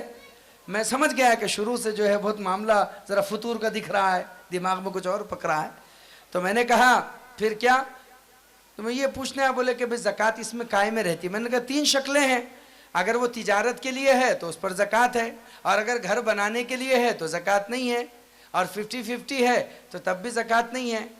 تو مجھ سے کہنے لگے تو مفتی صاحب ایسا کرو نا، اس کو دوسرے نے تو تیسرے میں ڈال دو. میں نے اس کا میں مالک ہوں، میں اس کا ٹھیکیدار ہوں. اگر میں یہ کہوں کہ ٹھیک ہے دوسرے میں ڈال دو، تو آپ 2 ایکڑ میں مکان بنائیں گے کہ قبرستان بنائیں گے خاندان کا؟ ایسا کیا بولے؟ تو بولے پھر تیسرے اس میں مطلب تیسرے میں بھی نہیں چلتا نا. آپ کیا بول رہے؟ یا تو بیچ ڈالیں گے یا تو مکان بنائیں گے. تو مکان تو بنا ہی نہیں سکتے، قبرستان بن سکتا خاندان کا. اللہ اکبر. تو بولے 2 ایکڑ تو بہت کا ہو رہا. بولے ابھی ادھر مطلب کیا ایکڑ چل رہا ہے؟ تو بولے 2-2.5 کروڑ روپے چل رہا ہے. تو 5 کروڑ کی زکوٰۃ. میں نے کہا بھائی صاحب کتنے کا لیے تھے؟ اب لیا ہوا تو اپنا بہت پرانا ہے. تو کہا میں نے کہا پھر بھی کتنے؟ تو بولے اپن نے 2.5 لاکھ روپے ایکڑ سے لیے تھے. میں نے کہا 2.5 لاکھ کو اللہ نے 2.5 کروڑ کر دیا، آپ کو وہ نہیں دکھ رہا ہے؟ سمجھ میں آ رہی بات؟ آدمی کو سمجھنا چاہیے کہ اللہ نے یورپ صدقات کیا ہے، تمہارے لیے بڑھایا ہے، تمہیں بڑھتا ہوا نہیں دکھتا، مال کا میل نظر آتا ہے. اس لیے آپ اگر کسی پھوڑے کو ایسا رکھیں گے کہ اس کے اندر کا مواد نہیں نکالیں گے تو پورا پیر سڑے گا. جس مال کی زکوٰۃ نہیں نکلتی وہ مال سڑ جاتا ہے، مصیبتیں لاتا ہے، عذاب اور تکالیف لے کر کے آتا ہے. اپنے اموال کی زکوٰۃیں نکالو. لوگ تو بھئی اللہ معاف فرمائے، زکوٰۃ تو ٹھیک ہے، مسجدوں میں اعلیٰ درجے کا پیسہ چلتا. آج بھی لوگ 1 روپیہ 2 روپیہ ڈالنے کے عادی ہے مسجد میں، اس گئے گزرے دور میں. جبکہ آپ کو غور کرنے پر پتہ چلے گا کہ مسجد کی ہوا ہم استعمال کرتے، پانی ہم استعمال کرتے، لائٹ ہم استعمال کرتے، قالین چٹائیاں ہم استعمال کرتے، سبھی ہم استعمال کرتے. پھر بھی ہم مسجد میں ہفتے میں 1 دن 100 روپے 50 روپے نہیں ڈالتے. ہمارا سسٹم ہے، مزاج بگڑا ہوا ہے. مسجد میں ایسے ڈبہ گھوم رہا تھا، ایک صاحب نے جیب میں سے نوٹ نکالے، کیا بولتے اپنے برار میں اس کو، چیوڑی ہوئی ایسی جو رہتی، جو ہفتہ بھر کہیں نہیں چلتی، ہم کہاں چلا دیتے ہیں اس کو؟ مسجد میں چلا دے. انہوں نے نکالے جیب میں سے پیچھے سے، تو وہی گھڑی پر گھڑی تھی اس کی 10 کی نوٹ، نکال کر ڈبے میں ڈالے. تو پیچھے سے ایک صاحب نے ایسے کندھے پر ہاتھ رکھا اور پیچھے سے 2000 روپے کی نوٹ ان کو دی. تو یہ فخر کرنے لگے اور رشک کرنے لگے، کیا پیارا آدمی ہے. میں نے 10 روپے ڈالا، اس نے کتنے ڈالا؟ 2000 روپے کا نوٹ. یہ ہے اللہ کا بندہ، یہ ہے اللہ کا شیر، جس نے 10,000 روپے 2000 روپے ڈالے مسجد میں، اور میں نے کتنے ڈالے؟ جب یہ 2000 کی نوٹ ڈبے میں ڈال چکے तो पीछे से जिन साहब ने वो नोट दी थी कहा, अरे भाई वो जो तुम 10 की नोट पीछे के जेब से निकाल रहे थे, ये 2000 की नोट तुम्हारे जेब से गिर गई थी। अल्लाह अकबर। मैंने तो सोचा कि हफ्ता भर नींद नहीं आई होगी, क्या मुसीबत है कि 2000 की नोट मस्जिद में चली गई, हफ्ता भर बीवी से लड़ा होगा साहब। नहीं मेरे अजीजों, अल्लाह के घरों पर, रसूलुल्लाह के दरों पर, इन तलबा पर, मकातिब व मसाजिद पर, मदारिस पर खूब खर्च करो दिल खोल करके। हम सब दुआ करते हैं अल्लाह से मिल करके कि अल्लाह ताला हाफिज आसिफ साहब के इस मदरसे को दिन दोगुनी रात चौगुनी तरक्की दे, और जिस तरीके से इन्होंने अज़ाइम किए हैं अल्लाह इनके अज़ाइम और जज़ाइम को अपने अर्श बरी से कबूल फरमा ले, इनके तरक्की के फैसले दे। वैसे भी माशाअल्लाह इस बच्चे को देख करके लगता था ये कुछ बनेगा।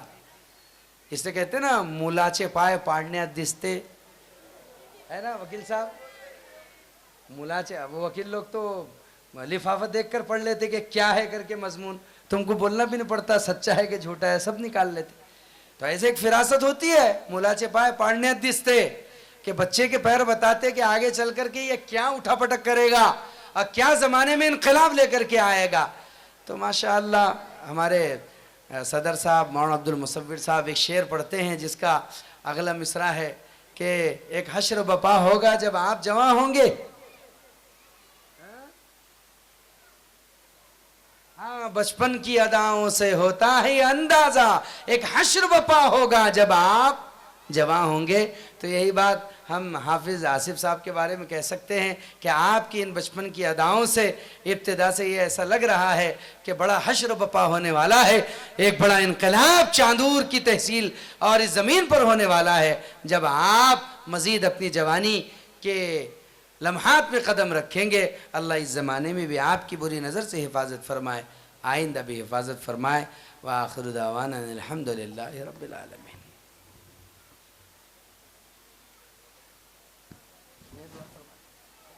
का बिना हुआ है, जो यहूद और नसारा का फैलाया हुआ है और जो मिशन यहूद और नसारा का चलाया हुआ है, इस कौम का नौजवान क्या, इस कौम का बच्चे से लेकर बूढ़ा हर एक उसी में मुब्तला है और वो उसकी खबरों को लेता है, उसी पर एतमाद करता है, उसी को चलाता है, उसी को फैलाता है। अल्लाह तुम्हें मुझे माफ फरमाए। बल्कि हम में से हर एक की आदत बन गई है कि जुमा की मेंबरों की तकरीरें भी अब व्हाट्सएप के बयानात की नकल हो गई। किताबों को छूना बहुत दूर की बात हो गई है। किताबों के मार्केटों का हमने जायजा लिया, अब किताबें बिकनी कम हो गई है। तहरीरों का सिलसिला अब या तो फुला फुला लाइब्रेरी से मुंसलिक हो गया है, सारी लाइब्रेरियां वो भी व्हाट्सएप पर आ गई है। ये इस्लामिक लाइब्रेरी है और ये फुला लाइब्रेरी है और ये फुला लाइब्रेरी है। अमली तौर पर दीन होते होते सब व्हाट्सएप के हवाले हो रहा है, इंटरनेट के हवाले हो रहा है। अल्लाह ना करे, अल्लाह ना करे ये दौर अगर बदल गया तो जिस तरीके से अभी दीगर मुल्कों में चल रहा है, हमारे मुल्क में भी वो दिन आने में देरी नहीं लगेगी। बाज मुल्कों के बारे में तहकीक हुई है, बिल्कुल पक्की बात है कि वहां अब अजान देने वाले मुअज्जिन नहीं है, पूरे मुल्क में इंटरनेट अजान देता है। बस बटन दब जाता है, सारी मस्जिदों में अजान एक साथ होना शुरू हो जाती है। जो रिकॉर्डिंग की हुई है उसी रिकॉर्डिंग की अजान पर सारे के सारे मुअज्जिन क्या कर रहे हैं, बेचारे छुट्टी पर है और इमाम नमाज पढ़ा रहे हैं। कहीं ऐसा ना हो कुछ दिन के बाद ये हो जाए कि बस वहां रिकॉर्डर लगा हुआ है, जमात का वक्त हो गया, बटन दब गया, खुद ही इकामत पढ़ ली, इमाम साहब तो है नहीं, इमाम साहब की क़िरात खुद ही शुरू हो गई और सारी तकबीरात इंतकालिया उसी में हो गई और नमाज उसी में हो गई। अल्लाह ना करे ऐसा दौर तुलू ना हो जाए। कोई बाइद भी नहीं है, हाल ऐसी है, मसले भी निकल जाएंगे, फतवे भी निकल जाएंगे कि भाई किसी जगह मुसलमानों की तादाद है, वो जंगल में रहते हैं, किसी को कुरान नहीं आता, न कोई याद करने वाला है न कोई पढ़ने वाला है। आप बताइए ऐसे जगह पर अगर किसी के पास मोबाइल है, मोबाइल में कुरान है, इमाम की क़िरात है और नमाज है या किसी जगह चल रही है, तो क्या हम उसका इक्तिदा कर सकते हैं? तो क्या हम उसका इत्तिबा कर सकते हैं? अब फतवे में उलमा इकराम बेचारे उलझ जाएंगे। एक आदमी होगा वो पूरे दुनिया की इंटरनेट पर इमामत करेगा, हालात बिगड़ जाएंगे। उम्मत इस कदर इंटरनेट की फ्रेंडशिप में लगी हुई है, उसकी दोस्ती में लगी हुई है कि बाज जगह के झगड़े निपटाने में हमें इसलिए दिक्कत हो रही कि औरत कह रही थी कि शोहर को छोड़ सकती हूँ, मोबाइल नहीं छोड़ सकती। ایسے نتائج ہمارے سامنے آئے ہیں. میں آپ سے جھوٹ نہیں کہہ رہا ہوں, اللہ ایک مومن کی زبان سے جھوٹ کبھی نہ بلائے. ایسے معاملات ہمارے پاس آئے ہیں کہ صراحتاً لڑکیوں نے کہہ دیا کہ ہم موبائل نہیں چھوڑ سکتے, ہاں ہم ان کو چھوڑ سکتے ہیں, ان کو ہمارے ساتھ موبائل کو قبول کرنا پڑے گا. میں 2-4 گھنٹے ہی تو اپنے گھر والوں سے بات کرتی ہوں, خالی وقت میں تھوڑا سا موبائل کا بھوت لگا ہوا رہتا ہے. اللہ حفاظت فرمائے. میرے عزیزو, یہ علماء جو ابھی زمین پر تمہیں نظر آ رہے ہیں, ان کی یہ زندہ شکل ہے. ان سے رجوع کرو اپنے مسائل, ان سے ملو, ان سے جھلو. اللہ جزائے خیر دے ان مرکز نظام الدین والوں کو. وہ بار بار جو چیخ کر کے بات کہہ رہے ہیں, یہ بہت دور کی کوڑی ہے, بہت دور کی کوڑی ہے. وہ یہ کہہ رہے ہیں کہ ہر مسجد میں علماء اکرام کی ایک مجلس لگے, فقہ کی مجلس, یہ درس و تفسیر کی مجلس, یہ قرات قرآن کی مجلس, یہ تصحیح قرآن کی مجلس, یہ توحید و ایمان کی مجلس. وہاں علماء اکرام بیٹھے, کوئی ظہر کے بعد وقت دے رہا ہو, کوئی عصر کے بعد وقت دے رہا ہو, کوئی مغرب کے بعد وقت دے رہا ہو, اور ہمارے بچے, جوان, بوڑھے سب ان کے پاس جائے اور ان زندوں سے علم حاصل کرے اور تازہ علم حاصل کرے اور اپنے اندر داخل کرے. اس لیے کہ خیر القرون کا علم ایسا ہی تھا, خیر القرون کا علم ایسا ہی تھا کہ ساری مجلسیں مسجدوں میں لگا کرتی تھی. آپ تاریخ اٹھا کر کے دیکھیے گا, امام بخاری رحمت اللہ علیہ جو مصیبت میں آئے تھے وہ ٹیوشن نہ پڑھانے کی وجہ سے آئے تھے. آپ کو تاریخ اٹھانے پر پتہ چلے گا. امام بخاری رحمت اللہ علیہ جو مصیبت میں آئے تھے وہ ٹیوشن نہ پڑھانے کی وجہ سے آئے تھے. حاکم بخارا نے کہا تھا آپ سے کہ آپ میرے گھر پر آئے اور میرے گھر پر آ کر میرے بچوں کو پڑھائے. انہوں نے کہا کہ حدیث کی عظمت بڑی دو بالا ہے, میں حدیث کا علم لے کر تیرے گھر, تیرے محل پر آؤں, تیرے بچوں کو پڑھاؤں. میں حدیث کے علم کو ذلیل نہیں کر سکتا. تیرے بچوں سے کہہ دے کہ مسجد میں میری مجلس لگتی ہے, اسی میں آیا کرے, سب کے ساتھ زانوئے تلمذ اختیار کیا کرے اور وہیں آ کر کے علم حاصل کیا کرے. اس پر ناراض ہو کر کے پھر انہیں بخارا سے شہر بدر کیا گیا تھا. ہم نے تو اکثر علم آج ٹیوشنوں کے حوالے کر دیا. میں سمجھتا ہوں اس سے بڑا مکروہ عمل کوئی نہیں ہے. کسی کو اگر میری نظریے سے اختلاف ہو تو ہوتا رہے. ہم اگر علم دوسروں کے پاس لے جا کر کے دیں گے تو علم اب ہمارے ہاتھوں سے اپنی عزت کھوئے گا. مجبور کریں, اسی کے لیے مکاتب قائم کرے, اسی کے لیے مدارس قائم کرے. آپ کنووں کو پیاسوں کے پاس مت پہنچاؤ بلکہ پیاسوں کو کنووں کے پاس لانے کی کوشش کرو. ہاں یہ اور بات ہے کہ تم علم سارے عالم میں بادل بن کر کے برساؤ, لیکن علم کی اہمیت اپنی جگہ باقی رکھو, علم کی طاقت اپنی جگہ باقی رکھو. علم اپنی ذات کے اندر ایک جوہر ہوتا ہے, علم اپنی ذات کے اندر ایک گوہر ہوتا ہے. علم شاہوں کو جھکانے کی طاقت رکھتا ہے, علم بادشاہوں کو اونچائی سے نیچے کی طرف لانے کی طاقت رکھتا ہے. اللہ نے علم میں جو گوہر اور جو جوہر چھپا رکھے ہیں اس کا مقابلہ کائنات میں کبھی کسی سے نہیں ہوتا. اس لیے اللہ نے عزت علم اور عمل دونوں کے ساتھ لگا رکھی ہے, علم اور عمل دونوں کے ساتھ جوڑ رکھی ہے. اگر علم کے ساتھ عمل مل جاتا ہے تو وہ آدمی کہاں کے کہاں پہنچ جاتا ہے. اور یہ سارا مجمع یوں نہ سمجھے کہ عالم بننے کی ایک عمر ہوتی ہے, حافظ بننے کی ایک عمر ہوتی ہے, قاری بننے کی ایک عمر ہوتی ہے. یہ بات چھوڑ دیجئے. ہم تو یہ چاہ رہے ہیں کہ آپ کی بھویں سفید ہو گئی ہو اور آپ علم سیکھنے کی کوشش کر رہے ہو. آپ کی زبان میں لکنت طاری کیوں نہ ہو اور آپ کے ہاتھوں میں کپ کپی طاری کیوں نہ ہو اور آپ راشا کے مریض کیوں نہ ہو اور آپ سے لفظ اللہ بھی صحیح کیوں نہ بولا جا رہا ہو. آپ اس عالم میں بھی علم سیکھنے کی کوشش کرے. علم سیکھنے کی کوئی عمر نہیں ہوا کرتی, علم سیکھنے کا کوئی زمانہ نہیں ہوا کر سکتا ہوتا, بلکہ عزیز و بزرگ اور دوستو, آدمی ماں کی گود سے قبر کی گود تک علم سیکھ سکتا ہے, علم حاصل کر سکتا ہے. ہمارے ہندوستان کے ایک محدث گزرے ہیں جو برہان پور کے تھے. انہوں نے کتاب لکھی ہے. کتاب کا نام تھا, بلکہ ہے ابھی تو کتب خانوں میں بڑے تذاکر اور احتشام کے ساتھ وہ کتاب پائی جاتی ہے. اس کتاب کا نام تھا کنز العمال. مورخوں نے لکھا ہے کہ جب وہ یہ حدیث لکھ کر کے فارغ ہوئے تو جناب محمد الرسول اللہ صلی اللہ علیہ وسلم ان کے خواب میں تشریف لے کر کے آئے، اور خواب میں آ کر کے آپ نے جس الفاظ یا جس انداز میں آپ سے خطاب کیا وہ یہ تھا، کہا اے شیخ الحدیث، تم نے ہمارے الفاظوں کا، بیانوں کا، آثار کا، اقوال کا، افعال کا بڑا بہترین گلدستہ تیار کیا ہے۔ تو صاحب کنز العمال، ان کا نام تھا شیخ علی متقی، آج بھی ان کے نام سے ایک مدرسہ ہے جو وہاں پر مولانا مفتی رحمت اللہ صاحب غالباً دامت برکاتہم چلاتے ہیں۔ اس زمانے میں خانقاہ بھی تھی بہت بڑی برہان پور میں، اب بھی غالباً اس کے کچھ آثار ہے۔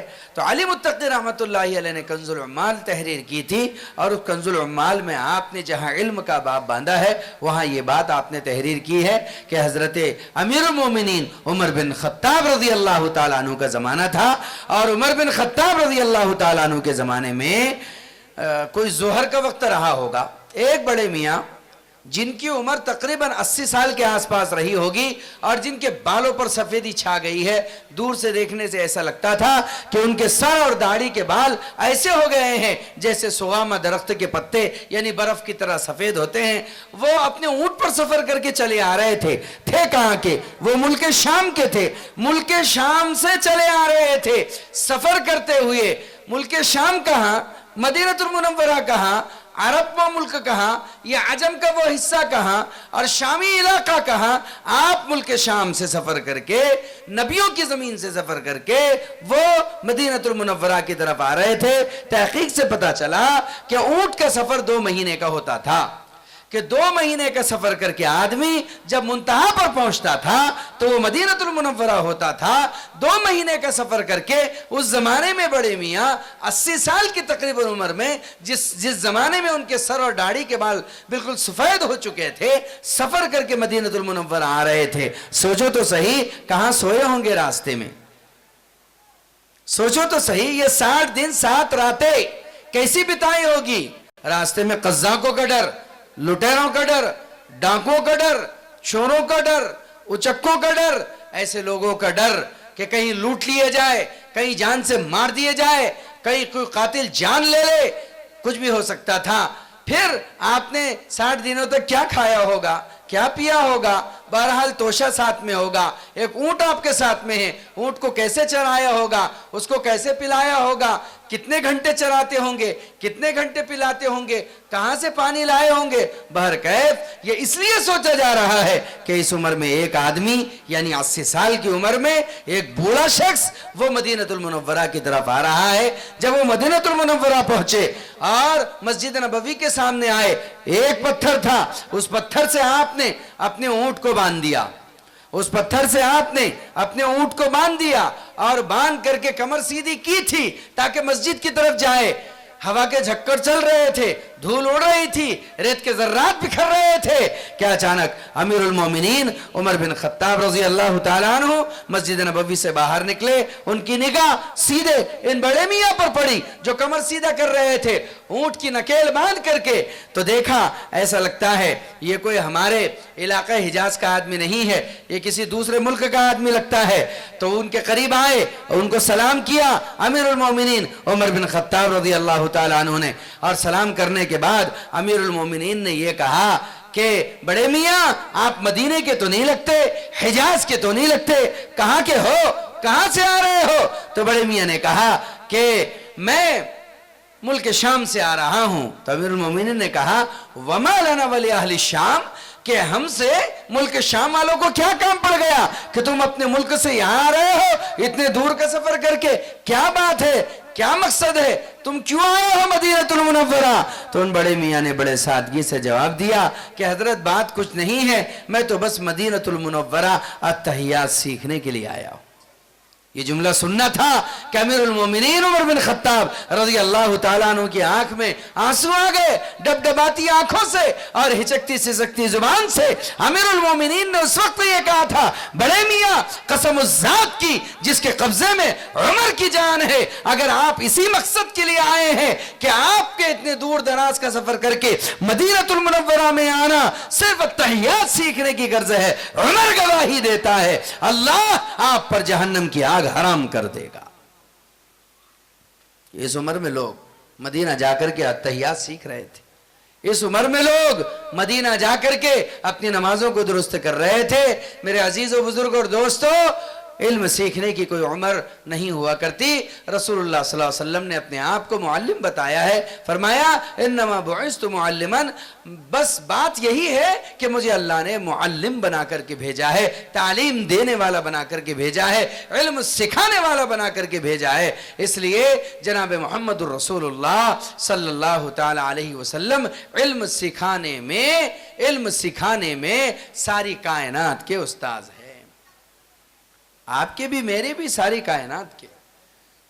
عائشہ نے آپ سے علم لیا، سارے صحابہ نے آپ سے علم لیا، اگلوں نے آپ سے علم لیا، پچھلوں نے آپ سے علم لیا، یہاں تک کہ آسمان کے فرشتوں کی تاریخ اٹھا کر کے پڑھیں گے تو کئی وہ ملیں گے جنہوں نے خود رسول اللہ صلی اللہ تعالی علیہ وسلم سے علم لیا ہے۔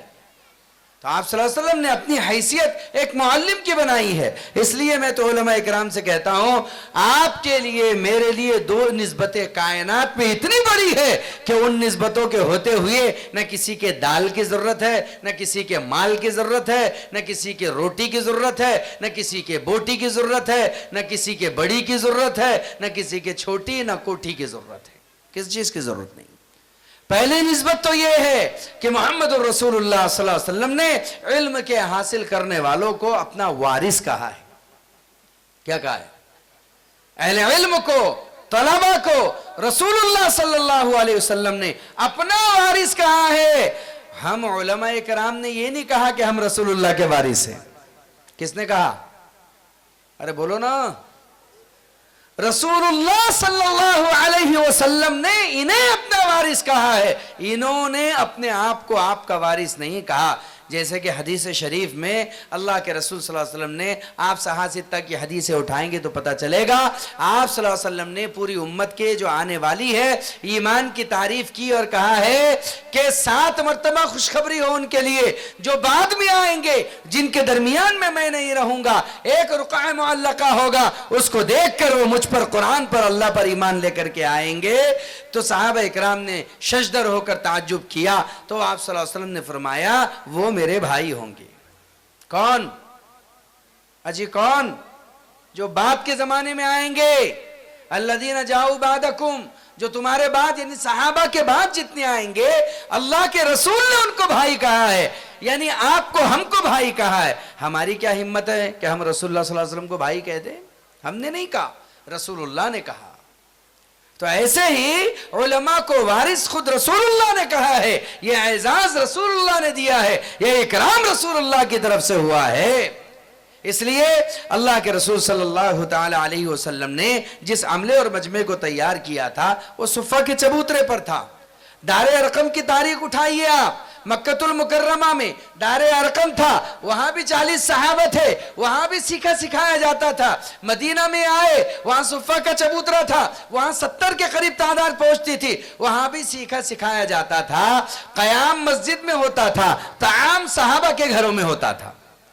جی ہاں، آپ سعد ابن عبادہ کے بارے میں پڑھیں گے رضی اللہ تعالیٰ عنہ، سعد ابن عبادہ رضی اللہ تعالیٰ عنہ ان طالب علموں پر اتنا خرچ کرتے تھے کہ کبھی کبھی سعد ابن عبادہ کے یہاں روزانہ 80 صحابہ جا کر کھانا کھاتے تھے۔ وہ کون ہوتے تھے؟ وہ علم کے حاصل کرنے والے ہوتے تھے، وہ علم کے حاصل کرنے والے ہوا کرتے تھے۔ اور لوگ ہجرت کر کے آیا کرتے تھے، عورتیں بھی ہجرت کر کے آیا کرتی تھی، اور عورتوں کے لیے بھی نظام تعلیم ہوا کرتا تھا، مردوں کے لیے بھی نظام تعلیم ہوا کرتا تھا۔ صفہ سے جو لوگ فارغ ہوا کرتے تھے انہیں قرائے مدینہ کہا جاتا تھا، انہیں قرائے مدینہ کہا جاتا تھا۔ اور انہی قراء کو، انہی اہل علم کو رسول اللہ صلی اللہ علیہ وسلم دیگر علاقوں میں علم سکھانے کے لیے بھیجتے تھے۔ آپ نے سنا ہوگا 70 قاریوں کی جماعت شہید ہوئی تھی، رسول اللہ ان قراء کے شہید ہونے پر اتنے ناراض ہوئے تھے کہ آپ نے بددعا کی تھی شہید کرنے والوں پر۔ یہ پہلا تاریخ کا واقعہ ہے۔ تو ان سے کام لیا گیا، اہل علم سے، تبلیغ کا بھی، تعلیم کا بھی، تدریس کا بھی، اور بعد کے زمانے میں تصنیف کا بھی، تالیف کا بھی، اور بعد کے زمانے میں تزکیہ کا بھی، خانقاہ کا بھی۔ تو یہ علم ہے یہ مدارس ہیں جن کے ذریعے سے ساری دنیا میں اچھال بھی آئے گا، ابال بھی آئے گا. اس لیے اس زمانے میں لوگ ان پر خرچ کرنا اپنے لیے فخر کی بات سمجھتے تھے. حضرت عمر رضی اللہ تعالیٰ عنہ کا جب زمانہ آیا تو 40 لاکھ مربع میل زمین اورس چورس وہ قبضہ اسلام میں آ چکی تھی، لیکن اس زمانے میں کوئی ایسا پختہ نظام نہیں تھا کہ وہاں علم کا اہتمام کیا جائے. امیر المومنین عمر بن خطاب رضی اللہ تعالیٰ عنہ نے مسجد نبوی میں 2 صحابہ کو، جس میں حضرت ابی بن کعب رضی اللہ تعالیٰ عنہ بھی تھے، 2 صحابہ کو 15,000 دینار، بعض روایت میں 1500، بعض میں 15,000 دینار پر وہاں معلم بنا کر کے رکھا تھا، جو مدینے کے بچوں کو مسجد نبوی میں تعلیم دیا کرتے تھے. نظام تھا. اس لیے ان نظاموں کو زندہ کرنا ہے. ان نظاموں سے دین بھی زندہ رہے گا، اسلام بھی زندہ رہے گا. تھوڑا سا اپنے جیب کو دھکا لگا لیا کرو، تھوڑا سا اپنے جیب کو دھکا لگا لیا کرو. یاد رکھو، آدمی کا سب سے قیمتی پیسہ وہ ہوتا ہے، سب سے قیمتی پیسہ وہ ہوتا ہے جو مسجد، مدرسہ، راہ خدا، ان مقامات پر خرچ کرے. اعلیٰ درجے کا پیسہ ہوتا ہے. اس میں اسلام کی بھی مدد ہوتی ہے اور اہل اسلام کی بھی مدد ہوتی ہے، مسلم کی بھی مدد ہوتی ہے اور اہل ایمان کی بھی مدد ہوتی ہے، اور ایمان اور اسلام کی بھی مدد ہوتی ہے. کبھی کبھی بھئی یہ بیٹھ جاؤ، سب بیٹھ جاؤ، میری تقریر ہو گئی ہے، میں بس لب لباب بیان کرنے جا رہا ہوں. کبھی کبھی آدمی 1 روپیہ ان پر خرچ کرتا ہے اور وہ روپیہ اسے آسمانوں کی طرف اٹھا کر لے کر چلا جاتا ہے.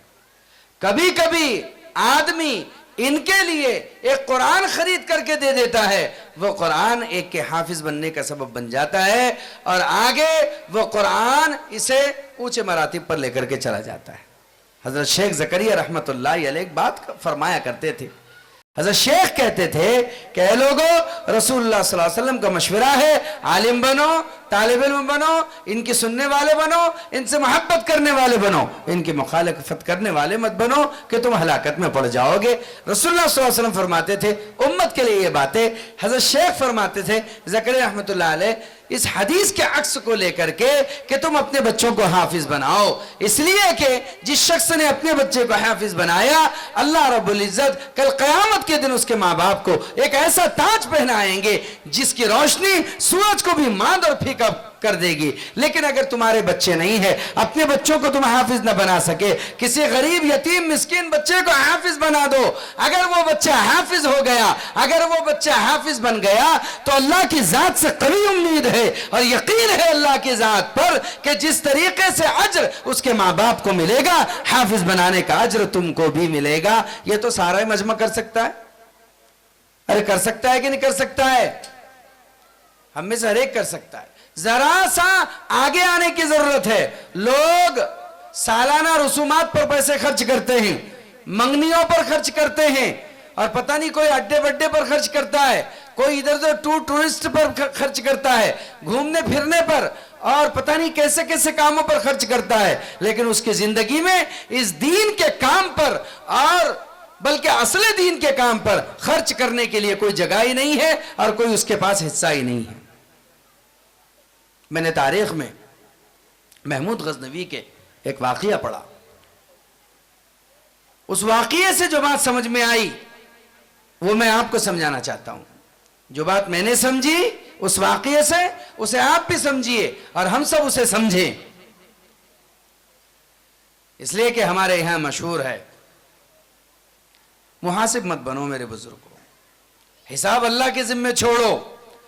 تم اپنے نیکی کے کام کو کرتے رہو، تم نیکی بجا لاتے رہو. تم نے اگر کھوٹے کو بھی دے دیا تو انشاءاللہ اللہ کی ذات سے امید کرو، تم اگر دھوکے میں بھی گرے تو اللہ کے ہاں کہیں نہ کہیں تمہیں اجر مل جائے گا. اگر کوئی تمہیں دغا دے گیا تب بھی تمہیں اجر مل جائے گا. لیکن چند ایک کی وجہ سے آدمی کو کچھ ایسا نہیں کرنا چاہیے جس کی وجہ سے پوری دنیا کے اندر دین کی بدنامی ہو، اہل علم کی بدنامی ہو. لوگوں نے اس کو شیوا بنا رکھا ہے. بلکہ بعض لوگ مدرسوں کی معاونت سے روکتے ہیں، بعض لوگ تعاون سے روکتے ہیں، بعض لوگ خرچ کرنے سے روکتے ہیں۔ یہ نہایت نٹھلے درجے کی بات ہے کہ آدمی کو ان مدارس و مکاتب و مساجد پر خرچ کرنے پر روکا جائے اور ٹوکا جائے، نٹھلے درجے کی بات ہے۔ محمود غزنوی اس ملک کا بادشاہ گزرا ہے، کسی زمانے میں غزن کا۔ اس کو بعض علماء اکرام نے دیکھا کہ وہ غمگین رہتا ہے، تو علماء اکرام نے اس سے پوچھا کہ اے محمود، ہم دیکھتے ہیں کہ آپ غمگین نظر آتے ہو، کیا بات ہے؟ اس غم کی علت کیا ہے؟ اس غم کی وجہ کیا ہے؟ تو انہوں نے کہا نہیں، غم کی کوئی وجہ نہیں ہے، اکثر کچھ سوالات میرے ذہن میں گھومتے رہتے ہیں۔ کہا کیا سوالات ہے؟ کہ میں یہ سوچتا ہوں ان علماء میں ایسا کیا رکھا ہے کہ رسول اللہ نے انہیں اپنا وارث کہا ہے؟ مجھے کبھی کبھی شبہ ہوتا ہے کہ یہ حدیث صحیح بھی ہے یا نہیں۔ دوسرا، میں کبھی یہ سوچتا ہوں کہ میں وہ کون سا کام کروں کہ جس کے کرنے کی برکت سے مجھے رسول اللہ کی زیارت اس دنیا میں نصیب ہو جائے، اسی زندگی میں میں رسول اللہ کا دیدار کر لوں۔ اور تیسرا جو مجھے بات کھلتی رہتی ہے وہ بات یہ ہے کہ اکثر لوگ میرے بارے میں یہ باتیں کرتے ہیں کہ تو سبکتگین کا بیٹا نہیں ہے، بلکہ بچپن میں سبکتگین کو ایک غلام ملا تھا، اس نے غلام کی پرورش کی، وہی تو غلام ہے۔ تو میں پریشان ہوں کہ میں سبکتگین کا بیٹا ہوں یا سبکتگین کا غلام ہوں، میں اس بارے میں پریشان رہتا ہوں۔ یہ اکثر ایک سوال تھا۔ بہرکیف اللہ کی شان، ایک مدرسے کا طالب علم ایک بنیے کی دکان کے باہر کھڑا ہوا تھا، اس کے کیواڑوں سے درازوں سے روشنی باہر چھلک رہی تھی۔ وہ طالب علم اپنے قرآن کا یا کوئی سپارہ لے کر کے وہاں کھڑا تھا، سبق یاد کر رہا تھا۔ آئندہ کل اسے اپنے استاد کو اس سبق کو سنانا تھا اور اس سبق کو بیان کرنا تھا، پریشان تھا، اس لیے وہ دراز میں سے نکلنے والی ہلکی سی وہ روشنی جو چراغ کی تھی اس میں اس سپارے کو یاد کر رہا تھا۔ اچانک بادشاہ محمود غزنوی کی سواری وہاں سے گزری۔ سواری پر بڑے بڑے چراغ ہوا کرتے تھے جو تیل سے جلا کرتے تھے، اور جب وہ سواری چلتی تھی اس کی روشنی چاروں طرف پھیل جاتی تھی۔ چنانچہ جب یہ روشنی بڑھی اور اس بچے کے چہرے پر پڑی تو بچہ بے ساخت تھا، اس روشنی کے تابع ہو گیا اور اس کے پیچھے چلتا گیا، یہاں تک کہ بادشاہ کی سواری محل میں داخل ہو گئی اور یہ بچہ بھی پڑھتے پڑھتے اس محل میں داخل ہو گیا۔ اب جب صدر دروازہ بند کرنے کا یعنی مین گیٹ بند کرنے کا موقع آیا تو دیکھا کہ بادشاہ سواری سے اتر رہے ہیں اور ان کی سواری کے پیچھے ایک بچہ ہے جو کچھ پڑھ رہا ہے۔ تو فوراً دوڑ کر کے سپاہی آئے اور انہوں نے اس بچے کو دھر دبوچا، سوچا شاید کسی کا جاسوس ہے جو بادشاہ کی سواری میں چھپ کر کے بھیجا گیا ہے۔ چنانچہ اس بچے کو پکڑا گیا، اس کے ہوش ٹھکانے آئے، وہ پڑھتے پڑھتے چونک گیا۔ تو چیخ کر کے سپاہیوں نے کہا کہ حضور، ایسا لگتا ہے کسی نے اس بچے کو جاسوسی کے لیے بھیجا ہے، اسی لیے یہ آپ کے سواری کے پیچھے چپکے سے آ گیا ہے۔ محمود غزنوی نیچے اترے، اس بچے کے پاس آئے اور آ کر کے کہا کہ بولو بچے، تم کیسے اس محل میں داخل ہو گئے؟ یہ رات کا وقت ہے۔ تو بچہ ڈر گیا تھا، سہم گیا تھا۔ سہمے ہوئے ڈرے ہوئے اس بچے نے کہا کہ حضور، مجھ سے خطا اور غلطی ہو گئی، بات کچھ نہیں ہے، کل مجھے اپنے استاذ کو یہ سبق سنانا ہے، یہ سپارے کا حصہ مجھے یاد نہیں تھا، میں پریشان تھا، ایک بنیے کی دکان سے وہ کیواڑ کی دراز سے کچھ روشنی باہر آ رہی تھی، میں اس روشنی میں پڑھ رہا تھا، لیکن اچانک آپ کی سواری گزری، روشنی زیادہ تھی، میں روشنی کے پیچھے چل پڑا، مجھے خبر نہ ہو سکی کہ کب آپ کا محل آ گیا اور کب آپ کی سواری محل میں داخل ہو گئی، میں سواری کے پیچھے پیچھے آ گیا، مجھ سے غلطی ہو گئی ہے۔ تو پوچھا محمود غزنوی نے، کیا تمہارے یہاں مدرسے میں روشنی کا انتظام نہیں ہے؟ اس نے کہا کہ نہیں، ہمارے یہاں پر رات میں جلانے کے لیے چراغوں میں تیل نہیں ہے، اس لیے بچے دن دن میں پڑھ پاتے ہیں، رات میں اندھیرے میں رہنا پڑتا ہے۔ یہ سن کر کے بڑی غیرت جاگی محمود غزنوی کی۔ سلطان محمود غزنوی نے اسی وقت اپنے وزیر مالیات و خزانہ کو بلایا اور کہا کہ غزن کے مدرسوں میں چراغوں میں جلانے کے لیے تیل نہیں ہے، تم کیا کر رہے ہو؟ جاؤ، جا کر کے غزن کے مدرسوں میں روشنی کرو، اور سنو، اس میں دیری نہیں ہونا چاہیے، میرے بات کے ختم ہونے تک سارے کے سارے شہر و علاقوں کے مدرسوں میں راتوں رات چراغوں میں تیل کا انتظام ہو، اور جب تک یہ مدرسے چلتے رہے ان کا انتظام حکومت کے خزانے سے ہو۔ اعلان کرا دیا۔ रातों रात चारों तरफ जितने मदारिस और मकातिब चलते थे सारे के सारे चरागों में तेल डाला गया और रोशन किए गए। अल्लाह की शान। तहज्जुद का वक्त था, सुबह सुबह का। महमूद गजनवी ने ख्वाब देखा। ख्वाब बड़ा अजीब था। क्या देखता है ख्वाब में कि जनाब मोहम्मद रसूलुल्लाह सल्लल्लाहु ताला अलैहि वसल्लम तशरीफ लेकर के आ रहे हैं और कहते हुए आ रहे हैं, ऐ सुबुक्तगीन के बेटे महमूद गजनवी, ऐ सुबुक्तगीन के बेटे महमूद गजनवी, तूने हमारे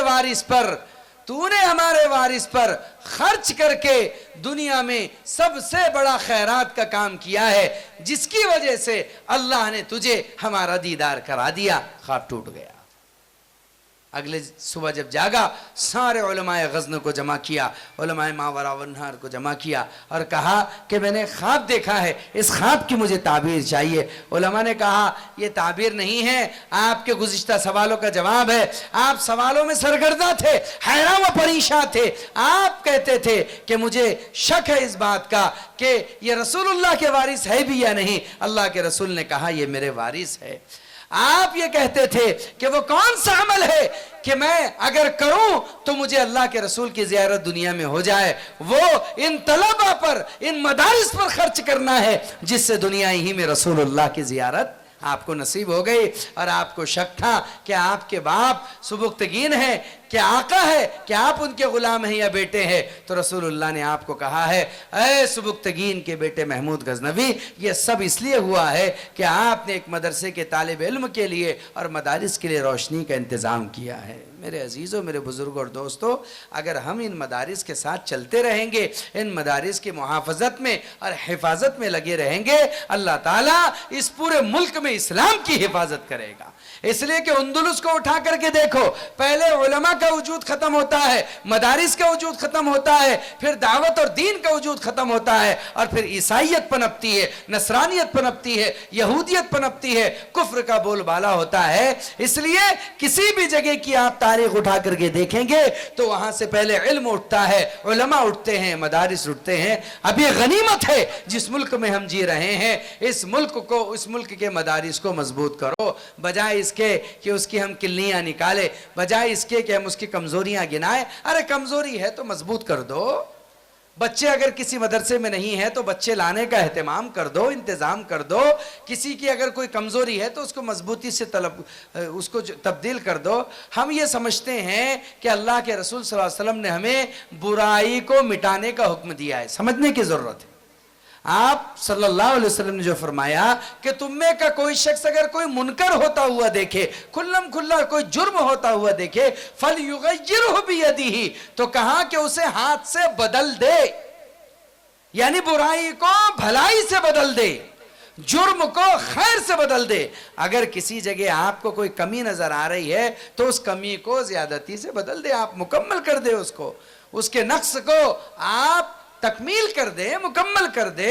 अगर किसी जगह कोई कमी है आप साफ कहिए, लेकिन उसका मतलब ये नहीं होता व्हाट्सएप पर उसकी बदनामी, वीडियो डाल करके बदनामी, ऑडियो डाल करके बदनामी। मेरे अजीजों, ये बदनामियों के सिलसिले बंद करो। जरा कुछ हुआ कि व्हाट्सएप पर आया, जरा कुछ हुआ वीडियो ऑडियो में आया। इस व्हाट्सएप ने सारी उम्मत का बेड़ा गलत कर रखा है और सत्यानाश कर रखा है। अल्लाह ने ऐब छुपाने वाला बनाया था, इस दौर के सभी लोग के उजागर करने वाले बन जाएंगे। मुझे डर लगता है मेरे अजीजों, कल कयामत के दिन जब अल्लाह रब्बुल इज्जत सत्तारी पर उतर आएंगे और सत्तारी के चादर में बंदों को लेना चाहेंगे, तो व्हाट्सएप के जमाने के लोग शायद अल्लाह की सत्तारी के चादर के मुस्तहिक नहीं पाएंगे।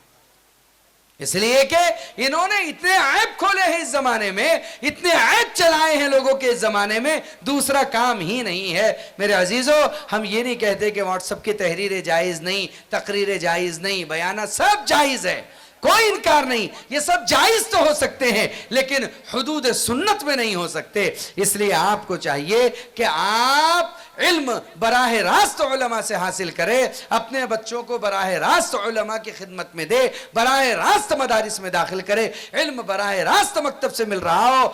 औरतों के भी मदरसे हों جو آنے جانے والے ہوں، عورتیں کے بھی مدرسے ہوں جو آنے جانے والے ہو، جیسے بچوں کے مکتب ہے آنے جانے والے ہیں، قیام کے مدارس لڑکوں کے ہو جہاں پر مدارس میں قیام ہوتا ہو، جہاں سے حافظ بنے، عالم بنے۔ کیا آپ یہ نہیں چاہتے کہ یہ چاندور اب اتنے زمانے سے ہے، چاند سے بہت دور ہے، اسی لیے چاندور ہے نا، بہت زمانہ گزر گیا، کیا اب چاندور کی سرزمین سے علماء فارغ نہیں ہونا چاہیے؟ کیا چاندور کی سرزمین سے اہل علم نہیں نکلنا چاہیے؟ کیا اس سرزمین سے مفتی نہ بنے؟ کیا اس سرزمین سے قراء اور حفاظ نہ بنے؟ کیا یہاں سے محدثین نہ نکلے؟ کیا یہاں سے مفسرین نہ نکلے؟ اور کیا یہاں سے فقہاء نہ نکلے؟ فضلاء اور ادباء نہ نکلے؟ ارے بولو نا، چاہتے کہ نہیں چاہتے؟ زور سے بولو، ارے بولو، ہم سب چاہتے ہیں، الفاظ بھی بتانا پڑتا، بولو بولو ذرا، نہیں چاہتے ہیں؟ جب سب چاہتے ہیں تو صرف چاہنے سے کچھ نہیں ہوتا، چاہت کو عملی شکل دینا پڑتا ہے۔ اگر آپ یہاں سے اور 50 سال تک رسگلہ رسگلہ رسگلہ بولتے رہے، منہ میٹھا ہوگا؟ ارے ہوگا کیا؟ بول کر کے دیکھو۔ اور وہی اگر تھوڑا سا رسگلے کا ٹکڑا آپ کے منہ میں ڈال دے تو منہ میٹھا ہوگا کہ نہیں؟ اس کا تعلق کرنے سے ہوتا ہے۔ اب ماشاءاللہ ایک قدم بڑھایا ہے یہ حافظ آصف صاحب نے اور ان کی پوری ٹیم نے، تو قدم سے قدم ملائیے۔ اور ایک ادارہ ہے ماشاءاللہ آپ کے یہاں پر، یہ ایک اور ادارہ ہو گیا اللہ کے فضل سے، اور دیگر ادارے ہوں گے، ان اداروں کو پروان چڑھائیں۔ امید کرے کہ جیسے ماشاءاللہ اس دور کے اندر عصری علوم کے ساتھ یہ دینی علوم کا آغاز ہو رہا ہے، اس کا انشاءاللہ بڑا فرق پڑے گا۔ وقت دیکھے گا کہ ایک شخص ڈاکٹر ہوگا ساتھ میں حافظ بھی ہوگا، وقت آئے گا ایک شخص انجینئر ہوگا ساتھ میں حافظ و عالم بھی ہوگا، یہ وقت تاریخ میں انشاءاللہ آئے گا، ایک آدمی کلیکٹر بھی ہوگا، حافظ قرآن بھی ہوگا، اور یہ مدارس کی برکت سے ہوگا۔ اس لیے مدارس کے تعاون کے لیے ہاتھ آگے بڑھانا چاہیے، کریں گے انشاءاللہ؟ ارے کچھ لیے کہ نہیں؟ کچھ لینا وینا ہے کہ نہیں؟ ان سے نہیں لینا ہے؟ دیکھو کتنے بے نیاز آدمی ہیں، نہیں تو یہی ہم سب سے جمع کر لیتے تھے، آغاز یہی ہو جاتا تھا، لیکن بے نیاز آدمی ہیں۔ اس لیے آپ کی ذمہ داری بنتی ہے، جب قیام تعام کا مدرسہ ہو گیا تو اب زکوٰۃ کی رسیدوں کا لینا آپ کے لیے شرعاً، سمجھ رہے ہیں؟ ارے فتویٰ دے رہا ہوں بھائی، ہے مفتیان، ہے کہ نہیں؟ جب اب آپ کا مدرسہ قیام و تعام کا ہو گیا، سمجھ میں آ رہی بات، تو آپ کے لیے زکوٰۃ کے رقومات کا لینا تاکہ طلباء پر خرچ ہو آسان ہے۔ زکوٰۃ کی تملیک ہونے کے بعد زکوٰۃ کا مال صاف ہو جاتا ہے، تملیک ہے اس کے لیے ہیل ہے تملیک، اس لیے آپ کے لیے شرعاً یہ بھی درست ہو جائے گا۔ اس لیے دیکھو میرے عزیز و بزرگوں، بات اسی مدرسے کی نہیں، بات آپ کے ہر مدرسے کی، اعلیٰ درجے کی بات آپ یہ سنو۔ ہم نے یہ بات نظام الدین کی چہار دیواری سے سنی ہے، اعلیٰ درجے کی زکوٰۃ وہ ہے کہ آدمی زکوٰۃ خود ادارے میں لے جا کر دے، ادارے کو آپ کے پاس آنا نہ پڑے، مدارس کو آپ کے پاس آنا نہ پڑے۔ آپ کے پاس تو دوڑ بھاگ کر کے مدرسے والوں کو صبح سے شام تک 6 چکر مارنا پڑتا ہے، تب کہیں جا کر کے آدمی کیا کرتا ہے، ایک رسید پھاڑتا ہے، وہ بھی سب ترنگی منہ بنا کر، ادھر سے آڑا ادھر سے ٹیڑھا، نیچے آنکھ اوپر آنکھ، دانت پر دانت، زبان پر زبان، کیسا تیسا کر کے۔ کوئی سفیر آتا ہے تو چہرہ آدمی بناتا ہے اور 10 رانگاں کر چلے جاتے ہیں۔ کوئی مدرسے کا محتمم ملنے آ جائے تو آدمی فوراً بہانہ بنا کر کے اٹھ کر کے چلے جائے، یہ مناسب نہیں، یہ مناسب نہیں ہے۔ خرچ پر آؤ، یہی خرچ ہے جو آخرت میں باقی رہے گا۔ اس لیے سفراء آپ کے پاس آئے، مدارس آپ کے پاس آئے تو بڑے اکرام سے، بڑے احترام سے معاملہ کیا کرو، بلکہ اپنی ذمہ داری ہے، ہمارے علاقے کا جو مدرسہ ہے وہ پہلے ہمارے اپنے شہر اور علاقے کی زکوٰۃ کا مستحق ہوتا ہے، اس کے بعد دوسرے مستحق ہوتے ہیں۔ خود چل کر کے جائے اور اپنی زکوٰۃ اپنے ہاتھوں سے مدارس میں جمع کرائے۔ زکوٰۃ کا ایک حصہ اپنے رشتہ داروں پر، ایک حصہ غربا فقیر اور مساکین پر، اور ایک حصہ مدارس کے لیے رکھے۔ اس ترتیب سے انشاءاللہ چلیں گے تو ہوگا، کریں گے۔ زکوٰۃ بولے تو 10-5 روپے کی نہیں ہوتی، اس دور میں ہر گھر کی عورت صاحب نصاب ہے، اس دور میں ہر گھر کی عورت صاحب نصاب ہے، اس لیے کہ اس کے پاس سونا چاندی ملا کر کے اتنے روپے ہو جاتے ہیں جس پر زکوٰۃ واجب ہو جاتی ہے۔ اس لیے زکوٰۃ نکالا کرے، زکوٰۃ میں آدمی کو ٹال مٹول نہیں کرنا چاہیے۔ کتنے لوگ ایسے جن کے پاس پلاٹ ہے، وہ سمجھتے ہیں پلاٹ ہے تو کیا ہوا، ہر پلاٹ پر زکوٰۃ ہے اگر وہ بیچنے کے لیے لے رکھا ہے، اگر وہ سامان تجارت ہے، بیچنے کے لیے ہے، تو ضرور آپ اس میں زکوٰۃ نکالیے۔ 3 قسم کی زمینیں ہوتی ہیں، پلاٹ ہوتے ہیں۔ ایک زمین تو وہ ہوتی ہے جسے آپ نے بیچنے کے لیے لے رکھا ہے، اس میں زکوٰۃ ہے۔ چاہے کھیتی کی زمین ہو کوئی اور ہے. ہاں اگر آپ نے اسے کاشت کے لیے رکھا ہے تو اس پر زکوٰۃ نہیں ہے، بلکہ اس سے آنے والے غلے پر عشر وغیرہ ہے. آپ نے ایک پلاٹ خریدا ہے، اس کو بیچنے کے لیے رکھا ہے، تجارت کے لیے ہے، تو اس پر زکوٰۃ ہے. آپ نے اگر اس کو مکان بنانے کے لیے لے رکھا ہے تو اس پر زکوٰۃ نہیں ہے. آپ کی نیت اس میں 50-50 ہے، یا تو مکان بنا لیں گے یا تو اس کو بیچ ڈالیں گے، تو تب بھی زکوٰۃ نہیں ہے. کتنی شریعت نے آپ کو سہولت اور آسانی دے رکھی ہے. لیکن اگر آپ کی نیت خالص واقعتاً اس سے تجارت کی ہے، اس کو بیچنا ہے، آپ کو بیچنے کے لیے رکھا ہے، تو ٹال مٹول مت کیجئے، اس کی زکوٰۃ نکالیے. لوگوں کے پاس 1-1 کروڑ کا پلاٹ ہے، 2.5 لاکھ زکوٰۃ نکلتی ہے اس کی. کتنی؟ ارے بولو نا. 1 کروڑ کے پلاٹ کی زکوٰۃ کتنی وکیل صاحب؟ 2.5 لاکھ. اب کتنے ایسے لوگ موجود ہیں جن کے پاس کروڑ کے پلاٹ ہے؟ کسی کے پاس 50 لاکھ کا ہے. کائے کے لیے؟ بیچنے کے لیے. تو آپ کو چاہیے 1.25 لاکھ زکوٰۃ مدرسے میں جمع کر دو، اپنے کچھ رشتہ دار غریبوں کو دو، کچھ فقیروں کو مسکینوں کو دو، کچھ دینی ملی تنظیموں میں جہاں چلتا ہے دو، کچھ کو جیلوں میں سے چھڑانے کے لیے دو. بہت بڑے زکوٰۃ کا معاملہ حصہ نکلتا ہے، اس کو کرو. کرتے کیوں نہیں؟ ہم کو کرنا چاہیے. ہم بہت ٹال مٹول کرتے ہیں. ایک ہمارے دوست تھے بیچارے میمن، وہ میرے پاس آئے. اب صاحب خیریت سے؟ میں نے کہا اللہ کا فضل ہے. کیوں جی بھائی صاحب کیا بات ہے؟ بولے اپنے کو زکوٰۃ نکالنے کا ہے. وہ بولتے علماء سے پوچھ کے کرو، اس لیے میں زکوٰۃ نکالنے کے لیے تھوڑا سا آپ سے معلومات لینے کے لیے آیا. میں نے بہت اچھی بات ہے. میں نے مذاق کر لیا، ہمارے مدرسے کی پھاڑنا پڑے گا آپ کو؟ نہیں بولے کریں گے نا. بولے تو میں نے کیا بات ہے؟ بولے وہ ذرا تھوڑا نوساری سے آگے بولے اپنا ایک پلاٹ ہے، اس کی زکوٰۃ نکلتی نہیں نکلتی پوچھنا ہے. میں نے کہا کتنا پلاٹ ہے؟ زیادہ نہیں ہے، 80,000 فٹ کا ہے، 2 ایکڑ کے آس پاس کچھ تھا. 80,000 فٹ کا ہے. میں نے کہا پلاٹ بولیں گے اس کو کہ کھیت بولیں گے؟ وہی جو بھی ہے. میں سمجھ گیا کہ شروع سے جو ہے بہت معاملہ ذرا فطور کا دکھ رہا ہے، دماغ میں کچھ اور پک رہا ہے. تو میں نے کہا پھر کیا؟ تو میں یہ پوچھنا ہے. بولے کہ بھئی زکوٰۃ اس میں قائم رہتی. میں نے کہا 3 شکلیں ہیں. اگر وہ تجارت کے لیے ہے تو اس پر زکوٰۃ ہے، اور اگر گھر بنانے کے لیے ہے تو زکوٰۃ نہیں ہے، اور 50-50 ہے تو تب بھی زکوٰۃ نہیں ہے. تو مجھ سے کہنے لگے تو مفتی صاحب ایسا کرو نا، اس کو دوسرے نے تو تیسرے میں ڈال دو. میں نے کہا اس کا میں مالک ہوں، میں اس کا ٹھیکیدار ہوں. اگر میں یہ کہوں کہ ٹھیک ہے دوسرے میں ڈال دو، تو آپ 2 ایکڑ میں مکان بنائیں گے کہ قبرستان بنائیں گے خاندان کا؟ ایسا کیا بولے؟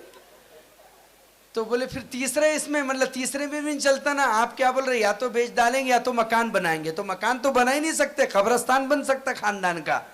اللہ اکبر. تو بولے 2 ایکڑ تو بہت کا ہو رہا. بولے ابھی ادھر مطلب کیا ایکڑ چل رہا ہے؟ تو بولے 2-2.5 کروڑ روپے چل رہا ہے. تو 5 کروڑ کی زکوٰۃ. میں نے کہا بھائی صاحب کتنے کا لیے تھے؟ اب لیا ہوا تو اپنا بہت پرانا ہے. تو کہا میں نے کہا پھر بھی کتنے؟ تو بولے اپن نے 2.5 لاکھ روپے ایکڑ سے لیے تھے. میں نے کہا 2.5 لاکھ کو اللہ نے 2.5 کروڑ کر دیا، آپ کو وہ نہیں دکھ رہا ہے؟ سمجھ میں آ رہی بات؟ آدمی کو سمجھنا چاہیے کہ اللہ نے یورپ صدقات کیا ہے، تمہارے لیے بڑھایا ہے، تمہیں بڑھتا ہوا نہیں دکھتا، مال کا میل نظر آتا ہے. اس لیے آپ اگر کسی پھوڑے کو ایسا رکھیں گے کہ اس کے اندر کا مواد نہیں نکالیں گے تو پورا پیر سڑے گا. جس مال کی زکوٰۃ نہیں نکلتی وہ مال سڑ جاتا ہے، مصیبتیں لاتا ہے، عذاب اور تکالیف لے کر کے آتا ہے. اپنے اموال کی زکاتیں نکالو. لوگ تو بھئی اللہ معاف فرمائے، زکات تو ٹھیک ہے، مسجدوں میں اعلیٰ درجے کا پیسہ چلتا. آج بھی لوگ 1 روپیہ 2 روپیہ ڈالنے کے عادی ہے مسجد میں اس گئے گزرے دور میں. جبکہ آپ کو غور کرنے پر پتہ چلے گا کہ مسجد کی ہوا ہم استعمال کرتے، پانی ہم استعمال کرتے، لائٹ ہم استعمال کرتے، قالین چٹائیاں ہم استعمال کرتے، سبھی ہم استعمال کرتے. پھر بھی ہم مسجد میں ہفتے میں 1 دن 100 روپے 50 روپے نہیں ڈالتے. ہمارا سسٹم ہے، مزاج بگڑا ہوا ہے. مسجد میں ایسے ڈبہ گھوم رہا تھا، ایک صاحب نے جیب میں سے نوٹ نکالے، کیا بولتے اپنے برار میں اس کو، چوڑی ہوئی ایسی جو رہتی، جو ہفتہ بھر کہیں نہیں چلتی، ہم کہاں چلا دیتے ہیں اس کو؟ مسجد میں چلا دے. انہوں نے نکالے جیب میں سے پیچھے سے، تو وہی گھڑی پر گھڑی تھی اس کی 10 کی نوٹ، نکال کر ڈبے میں ڈالے. تو پیچھے سے ایک صاحب نے ایسے کندھے پر ہاتھ رکھا اور پیچھے سے 2000 روپے کی نوٹ ان کو دی. تو یہ فخر کرنے لگے اور رشک کرنے لگے، کیا پیارا آدمی ہے. میں نے 10 روپے ڈالا، اس نے کتنے ڈالا؟ 2000 روپے کا نوٹ.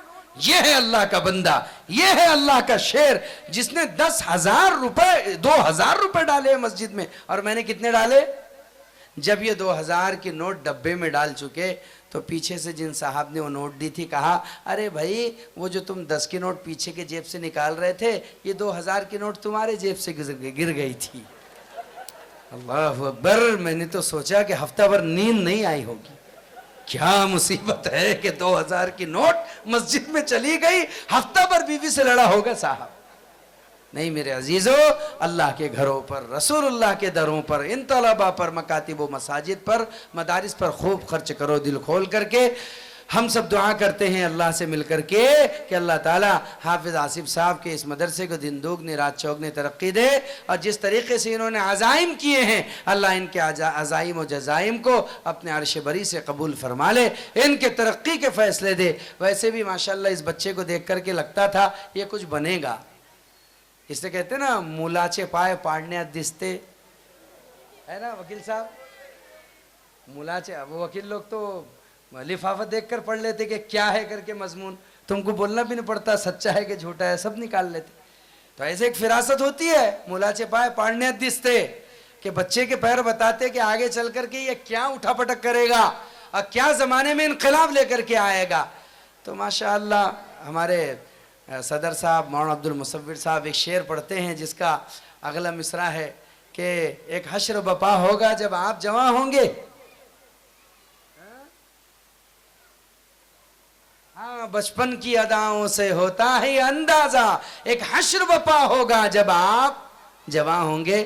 تو یہی بات ہم حافظ آصف صاحب کے بارے میں کہہ سکتے ہیں کہ آپ کی ان بچپن کی اداؤں سے ابتدا سے یہ ایسا لگ رہا ہے کہ بڑا حشر بپا ہونے والا ہے, ایک بڑا انقلاب چاندور کی تحصیل اور اس زمین پر ہونے والا ہے جب آپ مزید اپنی جوانی کے لمحات میں قدم رکھیں گے. اللہ اس زمانے میں بھی آپ کی بری نظر سے حفاظت فرمائے, آئندہ بھی حفاظت فرمائے. وآخر دعوانا الحمدللہ رب العالمین.